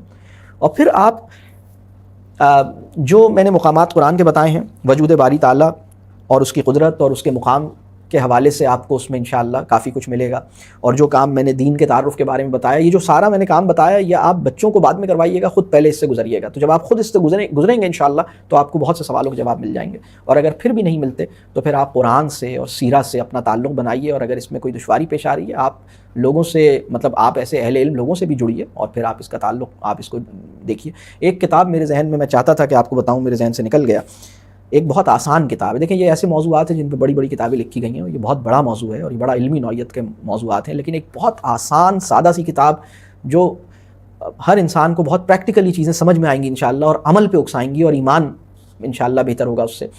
ایک کتاب ہے ہماری ایک ملنے والی ایک خاتون، بہت ایک بڑی اسکالر ہیں، ساجدہ ناہید صاحبہ، ان کی ایک لکھی ہوئی ایک کتاب میں نے دیکھی، مجھے خوشی ہوئی اس کو پڑھ کے، تیرے نام تیری پہچان۔ یہ اللہ کے ناموں کے بارے میں اس میں بڑی خوبصورت گفتگو کی گئی ہے، اور اسی میں شروع میں ایک جگہ انہوں نے حضرت علی رضی اللہ تعالیٰ عنہ کا ایک قول اس میں بیان فرمایا ہے، بڑا خوبصورت، بلکہ میں اس کو بھی ذرا، حضرت علی فرماتے ہیں کہ اگر یہ اعلان ہو جائے کہ تمہیں، یا حضرت علی یہ فرماتے ہیں، اس مفہوم اس طرح کا ہے کہ اگر مجھے یہ اختیار دیا جائے، میرے پاس یہ آپشن ہو کہ آخرت میں میرا جو حساب کتاب ہے وہ میرے پاس یہ اختیار مجھے یہ اختیار دیا جائے کہ چاہے تو یہ میرے والدین کریں میرا حساب کتاب یا اللہ تعالیٰ کرے، اگر یہ مجھے اختیار بھی دے دیا جائے کہ میں اپنا حساب کتاب اپنے والدین سے کرواؤں یا اللہ سے کرواؤں، تو بھی میں اللہ ہی کو چاہوں گا کہ اللہ میرا حساب کتاب کرے۔ یہ کمال کی بات ہے، یہ الودود کے اوپر ایمان ہے نا، کہ مجھ سے جو محبت میری ماں کر رہی ہے نا، وہ بھی ویسا نہیں کر سکتی جیسی اللہ مجھ سے محبت کرتا ہے، تو میرا حساب کتاب بڑا خیر ہے اس میں کہ میرا حساب کتاب اللہ لے گا، یعنی اللہ سے جو توقعات ہیں، اور پھر اللہ کے ساتھ وہ تعلق ہے ان کا۔ تو آپ اس میں یہ ایک کتاب میں نے جو عرض کی، اس میں بہت اچھی ڈسکرپشن ہے، اس کو لے سکتے ہیں، اور بھی آپ اپنے قرآن کو اور سیرہ کو پڑھیے، اس سے انشاءاللہ چیزیں بہتر ہوں گی۔ تو اور اگر آپ کو جو جواب نہیں معلوم آپ اس میں اعتراف کیجیے، آپ بتائیے بیٹا مجھے نہیں معلوم اس کا جواب، میں ڈھونڈوں گا، اس کا حاصل کروں گا جواب۔ آپ کا شکریہ کہ آپ نے ایسا سوال کیا، اور میں اس کا جواب ڈھونڈتا ہوں، معلوم کرتا ہوں، پھر بتاؤں گا۔ ایک سوال یہ آ رہا ہے کہ how often we should ask our kids to say sorry when they do a mistake or when they misbehave.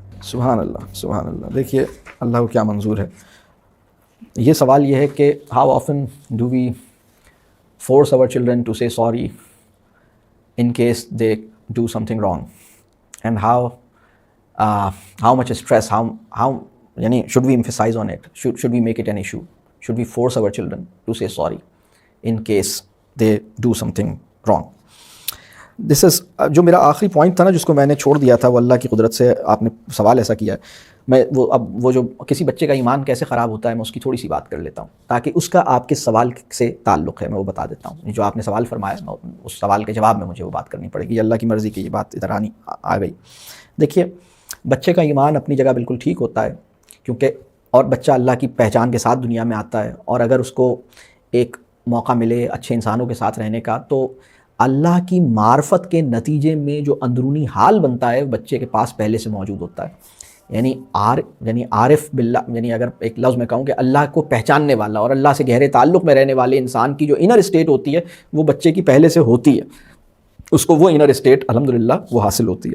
پھر اس کا ایمان خراب کیسے ہوتا ہے، یا اگر کسی بچے کا اللہ پر سے یقین خراب یا اللہ سے تعلق کی خرابی میں کیا ریزنز ہیں، تو وہ 7 ریزنز ہیں۔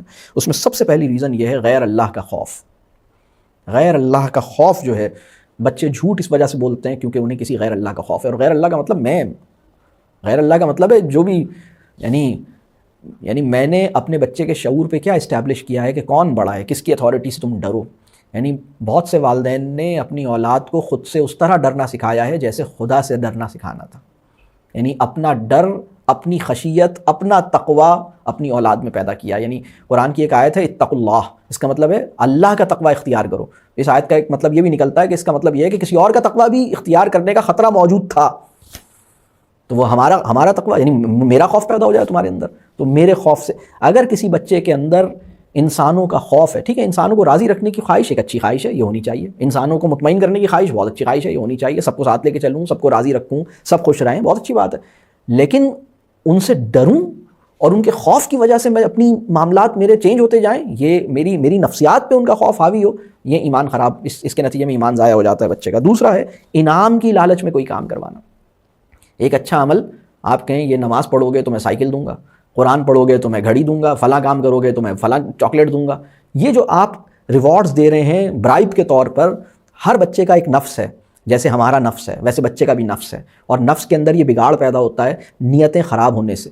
جب آپ انعام دیتے ہیں تو نیتیں خراب ہوتی ہیں, نیتیں خراب ہوتی ہیں تو ایمان برباد ہو جاتا ہے, بالکل برباد ہو جاتا ہے. اچھا عمل اللہ کے ہاں اس وقت قبول ہوگا جب صحیح نیت کے ساتھ کیا جائے. قرآن کی کوئی آیت, قرآن کی کوئی سورہ اگر انعام کے لالچ میں اس نے حفظ کی ہے تو بس یہ کوئی اچھا عمل نہیں ہوا. اگر نماز اس نے انعام کے لالچ میں پڑھی ہے تو یہ کوئی اچھا عمل نہیں ہوا. اور نفس کا مسئلہ یہ ہے کہ جب نفس کے اندر یہ نیت کا بگاڑ پیدا ہو جائے تو میں آپ سے ایک بات عرض کروں, آپ مجھے وہ حربہ بتائیے, وہ طریقہ بتائیے کہ آپ کوئی انسان کہے کہ نہیں سر میں نے 4 سال کی عمر سے اس کو انعام کے لالچ میں نمازیں پڑھوا دی ہیں اور قرآن بھی حفظ کروا دیا, انعام سنا کے, اور خوب ریوارڈز بانٹے ہیں, خوب انعام دیے. انعام کے لالچ میں یہ کام کروائیں. انعام دینا بری بات نہیں ہے, تحفہ دینا بری بات نہیں ہے.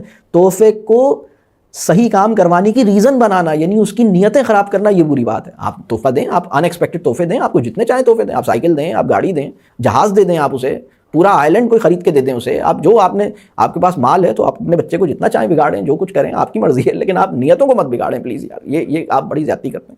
یعنی اس کا خیال کریں. تو جب آپ نیتیں بگڑ جاتی ہیں تو کوئی ایسا طریقہ نہیں ہے کہ انسان یہ کہے کہ ہاں ہمارے پاس یہ ایک اسٹریٹجی ہے, جب یہ 14 ایئرس کا ہوگا نا تو ایک دن ہم یہ اسٹریٹجی اپلائی کریں گے اور نیتیں ساری ٹھیک ہو جائیں گی. نیت کی پیوریفیکیشن تو یوں ایسی کام ہے, کوئی مسئلہ ہی نہیں ہے. اگر نیت خراب ہو کے 10-15 سال اس نے عبادتیں کر لیں تو اچھا ہوا نا, عبادتوں کا قابل ہو گیا. نیت تو یوں کر کے ٹھیک کر لیں گے ہم, نیت کو تو ہم بڑے آسانی سے ٹھیک کر سکتے ہیں. دیر از نو سچ تھنگ. نیتیں ٹھیک کرنا اتنا آسان نہیں ہے. ایک دفعہ نیتیں خراب ہو گئیں اس کو ٹھیک کرنے میں عمریں گزر جاتی ہیں, بہت مشکل کام ہے. یعنی اس کا مطلب یہ ہے کہ ایک بچے کو منافق بنانے کی ٹریننگ دی ہے. مطلب یعنی عبداللہ بن ابی نے بھی بہت سی نمازیں پڑھی ہوں گی, مسجد نبوی میں پڑھی ہوں گی, رسول اللہ صلی اللہ علیہ وسلم کے پیچھے پڑھی ہوں گی, تو مطلب اس کا مقام کیا ہے. تو میں کرنا کیا چاہ رہا ہوں اپنے بچوں کے ساتھ, تو ان کے ایمان کے ساتھ کھیلنے نہیں. وہ معصوم بچے ہیں, ان کے ساتھ ایسا کام نہیں کریں. نماز پڑھنی ہے اللہ کے لیے پڑھنی ہے, نماز انعام کے لیے نہیں پڑھنی, ایسی حرکت نہیں کریں. یہ دوسری بات ہے. تیسری بات یہ ہے کہ بچے کی نیت پر شک نہیں کریں. جب وہ کوئی بات کہہ رہا ہے, اگر آپ کو یہ شک ہو جائے کہ وہ جھوٹ بول رہا ہے تو بھی آپ اس شک کا اظہار نہیں کریں. آپ اس کی نیتوں پہ شک نہیں کریں. دیکھیے اگر آپ کو اس بات کا شبہ ہو جائے کہ شاید آپ کا بچہ جھوٹ بول رہا ہے تو آپ کو اس پر یہ ثابت نہیں کرنا چاہیے کہ مجھے پتہ لگ گیا ہے کہ تم جھوٹ بول رہے ہو اور میرے پاس تو ثبوت بھی ہے کہ تم جھوٹ بول رہے ہو, اور تم آؤ ذرا اس کی چھوٹی بہن دیکھو تم نے بتایا تھا یہ جھوٹ بول رہا ہے. اس پر اس کی جھوٹ کو ثابت نہیں کریں. اللہ کا ایک نام ہے ستار العیوب. اللہ کی کئی صفات ایسی ہیں, اللہ کی بہت سی صفات ایسی ہیں جو اللہ چاہتا ہے کہ ہمارے اندر بھی پیدا ہوں, اور اس کا ایک بہت اسمال لیول پر اس نے ہمارے اندر اس کا سبسٹنس رکھا ہے. اللہ کی ایک صفت ایسی ہے جو اللہ نہیں چاہتا کہ ہمارے اندر پیدا ہو, اور وہ ہے صفت کبر, المتکبر. اللہ نہیں چاہتا کہ ہم اپنے آپ کو متکبر بنائیں, لیکن ستار العیوب والی صفت وہ ہے جو اللہ چاہتا ہے کہ ہمارے اندر پیدا ہو. جس بچے کا آپ پردہ رکھ سکتے ہیں اس کی خرابی کا, اس کی خامی کا, اس کی آپ کے علم میں آ گیا, ٹھیک ہے, آپ نے سوچا کہ یہ کیوں جھوٹ بول رہا ہے, کیوں غلط بات کر رہا ہے, آپ کے لیے یہ ڈیٹا آپ کے لیے ہے کہ آپ ریفلیکٹ کریں کہ میں نے کیا کیا ہے کہ یہ جھوٹ بولنے پہ مجبور ہوا ہے, اس کو کیا خوف ہے کیا مجھ سے, آپ کے لیے یہ ڈیٹا. اس کو ثابت نہیں کریں کہ مجھے تو پتا ہے تم جھوٹے ہو. Don't do this, never do this. تو آپ ایون میں تو یہ بات کر رہا ہوں, آپ اس کی نیت پہ شک نہیں کریں. یعنی اگر اس نے نماز چھوٹ گئی ہے اس سے, لیکن میں ایک بات اور عرض کروں, 3 جملے میں بول رہا ہوں, تینوں کو آپ لکھ لیں. ایک جملہ ہے تم بے نمازی ہو, ایک جملہ ہے تم نے نماز چھوڑی, اور تیسرا جملہ ہے تم سے نماز چھوٹ گئی. ان تینوں میں فرق ہے. ان میں سب سے برا جملہ ہے کہ آپ نے اپنے بچے کو کہا کہ تم بے نمازی ہو. میں اسی طرح کے ایک اور 3 جملے اور بولتا ہوں. تم جھوٹے ہو, تم نے جھوٹ بولا, تم سے غلط بیانی ہوئی. یہ 3 جملے ہیں. ان میں سب سے محفوظ جملہ یہ ہے کہ تم سے غلط بیانی ہوئی, یا تم سے کچھ مجھے لگ رہا ہے کچھ اس میں کچھ کمی رہ گئی ہے یہ بات میں, آپ ایسے کہہ دیں, یا آپ سب سے بیسٹ ہے آپ نظر انداز کر دیں, آپ سوچیں کہ مجھے کس طرح ہینڈل کرنا ہے. لیکن جب آپ اسے یہ کہتے ہیں تم جھوٹے ہو, تو اس کا مطلب ہے تم پوری ذات جو ہے نا تمہاری وہ ہے ہی خراب. یہ بہت خراب بات ہے. جھوٹے ہو کا مطلب یہ ہے کہ سچ بولنے کا کوئی امکان نہیں ہے اور سچ تم بول ہی نہیں سکتے. حالانکہ ایسا نہیں ہے, اس نے ایک جھوٹ بولا ہے اور 10,000 سچ بھی بولے ہیں اس نے, جھوٹ آپ نے پکڑا ہے اس کا.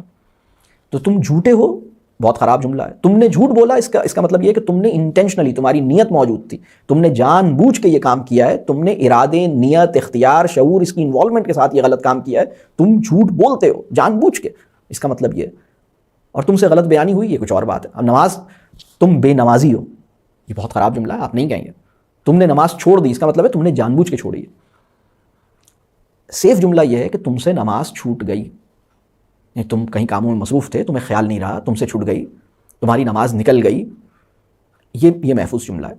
یعنی اس کے اندر نیتوں پہ آپ شبہ نہیں کر رہے. آپ یہ کہہ رہے ہیں کہ ہاں تم اپنے کام میں ایسے مگن تھے کہ تمہیں اندازہ نہیں ہوا اور وہ نکل گئی. اللہ معاف کرے، بہرحال یہ کرو، ٹھیک کرو، لیکن اس کی نیت پہ اٹیک نہیں کریں. یہ تیسری بات ہے. چوتھی بات یہ بیجا شرمندہ نہیں کریں. یہ چوتھی بات ہے. یہ جو آپ کا سوال ہے وہ بیجا شرمندگی والا سوال. میں نہیں سمجھتا کہ کسی بچے کو آپ اصرار کریں. دیکھیے اللہ نے بچے کی فطرت ایسی بنائی ہے کہ صرف شرمندہ ہونے والی بات پر ہی وہ شرمندہ ہوتا ہے. جس بات پر اس کو نادم ہونا چاہیے اس پہ نادم ہونے کا انتظام اللہ نے اس کے اندر رکھا ہے. جب وہ پہلی دفعہ غلط کام کرتا ہے اس کے اندر گلٹ پیدا ہوتا ہے، اس کے اندر شرمندگی پیدا ہوتی ہے. لیکن ہم اس کے ساتھ ایسے معاملات کرتے ہیں کہ اس کی ہینڈ رائٹنگ خراب ہے تو اس پہ شرمندہ ہو رہا ہے، اس نے کسی کو سلام نہیں کیا تو اس پہ شرمندہ ہو رہا ہے، اس نے آپ کو جگہ نہیں دی تو اس لیے شرمندہ ہو رہا ہے، اس نے کسی مہمان کے سامنے کوئی ایسی بات کر دی تو اس پہ شرمندہ ہو رہا ہے. پتہ نہیں کس چیز پہ شرمندہ ہو رہا ہے. نمبر کم آئے ہیں اس پہ شرمندہ ہو رہا ہے.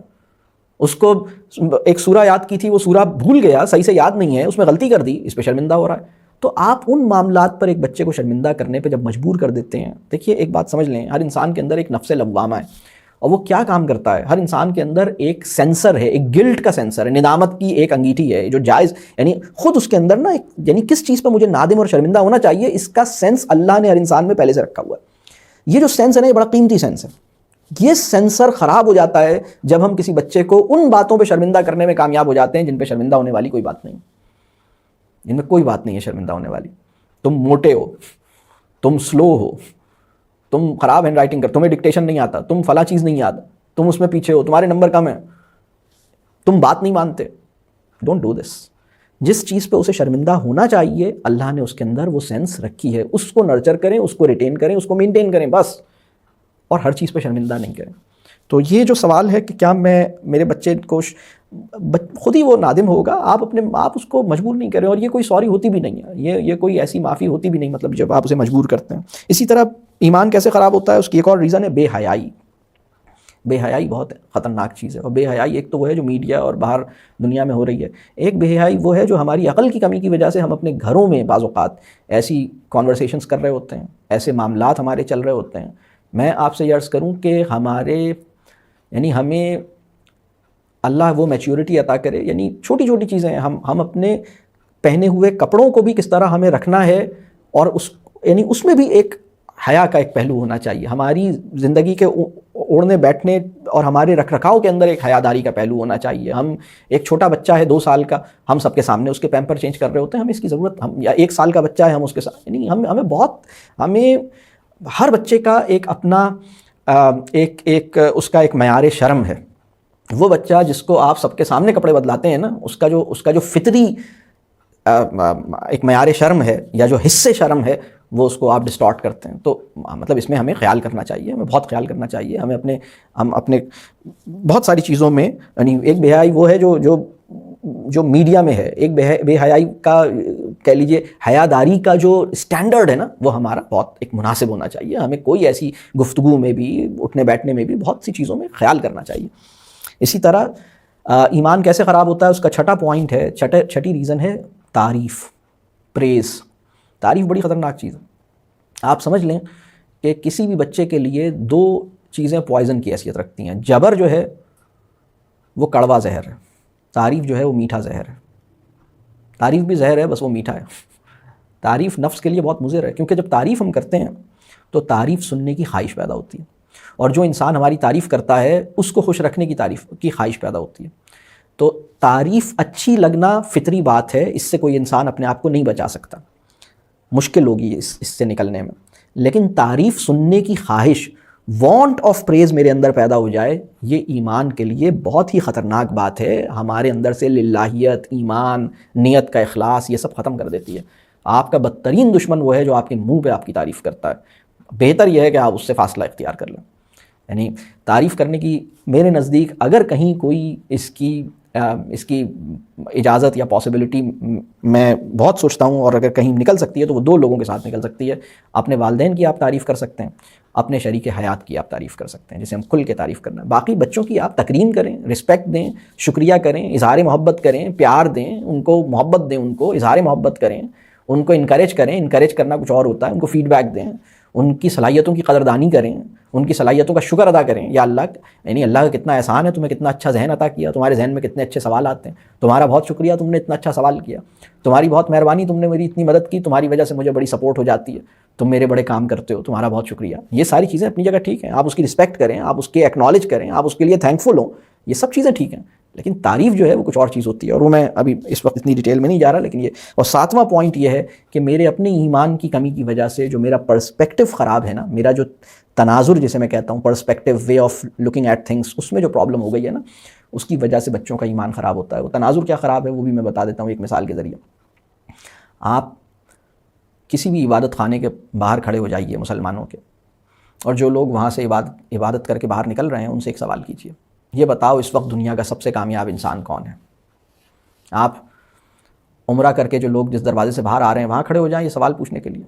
آپ مسجد نبوی کے جہاں رسول اللہ صلی اللہ علیہ وسلم کے روضے پہ سلام کر کے جو مسلمان باہر نکل رہے ہیں وہاں کھڑے ہو جائیے. آپ کسی اور ایسی جگہ پہ کھڑے ہو جائیے، دنیا کی عظیم ترین مقدس مقامات پہ کھڑے ہو جائیے، اور مسلمانوں سے اگر آپ صرف ایک سوال پوچھیے، یہ بتاؤ تمہارے خیال میں اس وقت دنیا کا سب سے کامیاب انسان کون ہے؟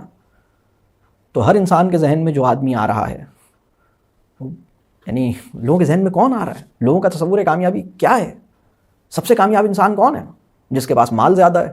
بہت سے لوگوں کو بل گیٹس کی شکل نظر آئے گی اس میں، بہت سے لوگوں کو کوئی اور ایسا بزنس ٹائکون نظر آئے گا. تو اگر ہم اس یعنی سکسیس کے اس پرسیپشن کے ساتھ ہم زندگی گزار رہے ہیں، یعنی یہ ہمارے تناظر کا مسئلہ ہے، ہمارا جو لینس ہے وہ گڑبڑ ہے. ہمیں تو یعنی ایمان لانے کے بعد کامیاب ترین انسان ٹھیک نہیں ہو رہا ہمارا، یعنی اس کا تصور ٹھیک نہیں ہو رہا. یہ بھی وہ مسئلہ ہے، یہ 7واں پوائنٹ ہے جس کے نتیجے میں بچوں کا ایمان خراب ہوتا ہے. انہیں سمجھ آتا ہے کہ اچھا اللہ پہ ایمان لانا اور اس کا اظہار کرنا کچھ اور بات ہے، اور کس سے متاثر ہوا جائے، کس کی واہ واہ دل میں کی جائے، کس کی عظمت کو محسوس کیا جائے، وہ کچھ اور چیز ہے. یہ مطلب یہ جو ڈائیکاٹمی ہے نا، یہ اس سے ہمیں نکلنے کی ضرورت ہے. تو بہرحال ہاں بتائیے اور کوئی سوال ہے؟ میں بہت آپ کے سوال کے جواب میں لمبا جواب ہو گیا. السلام علیکم سر. جی سر، میرا ایک کویشچن یہ ہے کہ اگر انسان کو اس بات کا پتہ چلے کہ لوگ اس کو اس سے بہتر سمجھتے ہیں جو وہ ہے، اور وہ اس وجہ سے اللہ اور اپنے سامنے بہت نادم ہونے لگ جائے، تو ایسی صورت میں اس کو کیا کرنا چاہیے؟ اس پہ نادم نہیں ہوں، بس اس پہ دعا کریں اور اللہ کا شکر ادا کریں کہ اللہ نے، اصل میں عزت جو ہے نا وہ اللہ دیتا ہے. تو جس انسان کو لوگ اس سے بہتر سمجھ رہے ہیں، آپ کا سوال یہ ہے کہ اگر لوگ مجھے اس سے زیادہ بہتر سمجھ رہے ہیں جو میں ہوں، تو اس پہ مجھے نادم ہونا چاہیے یا کیا کرنا چاہیے؟ تو اللہ رزق بھی اللہ ہی دیتا ہے، عزت بھی اللہ ہی دیتا ہے، جسے چاہے جتنی دیتا ہے. تو بعض لوگ اتنے اچھے ہوتے نہیں جتنے اچھے سمجھے جاتے ہیں، تو یہ اللہ کی مرضی ہوتی ہے.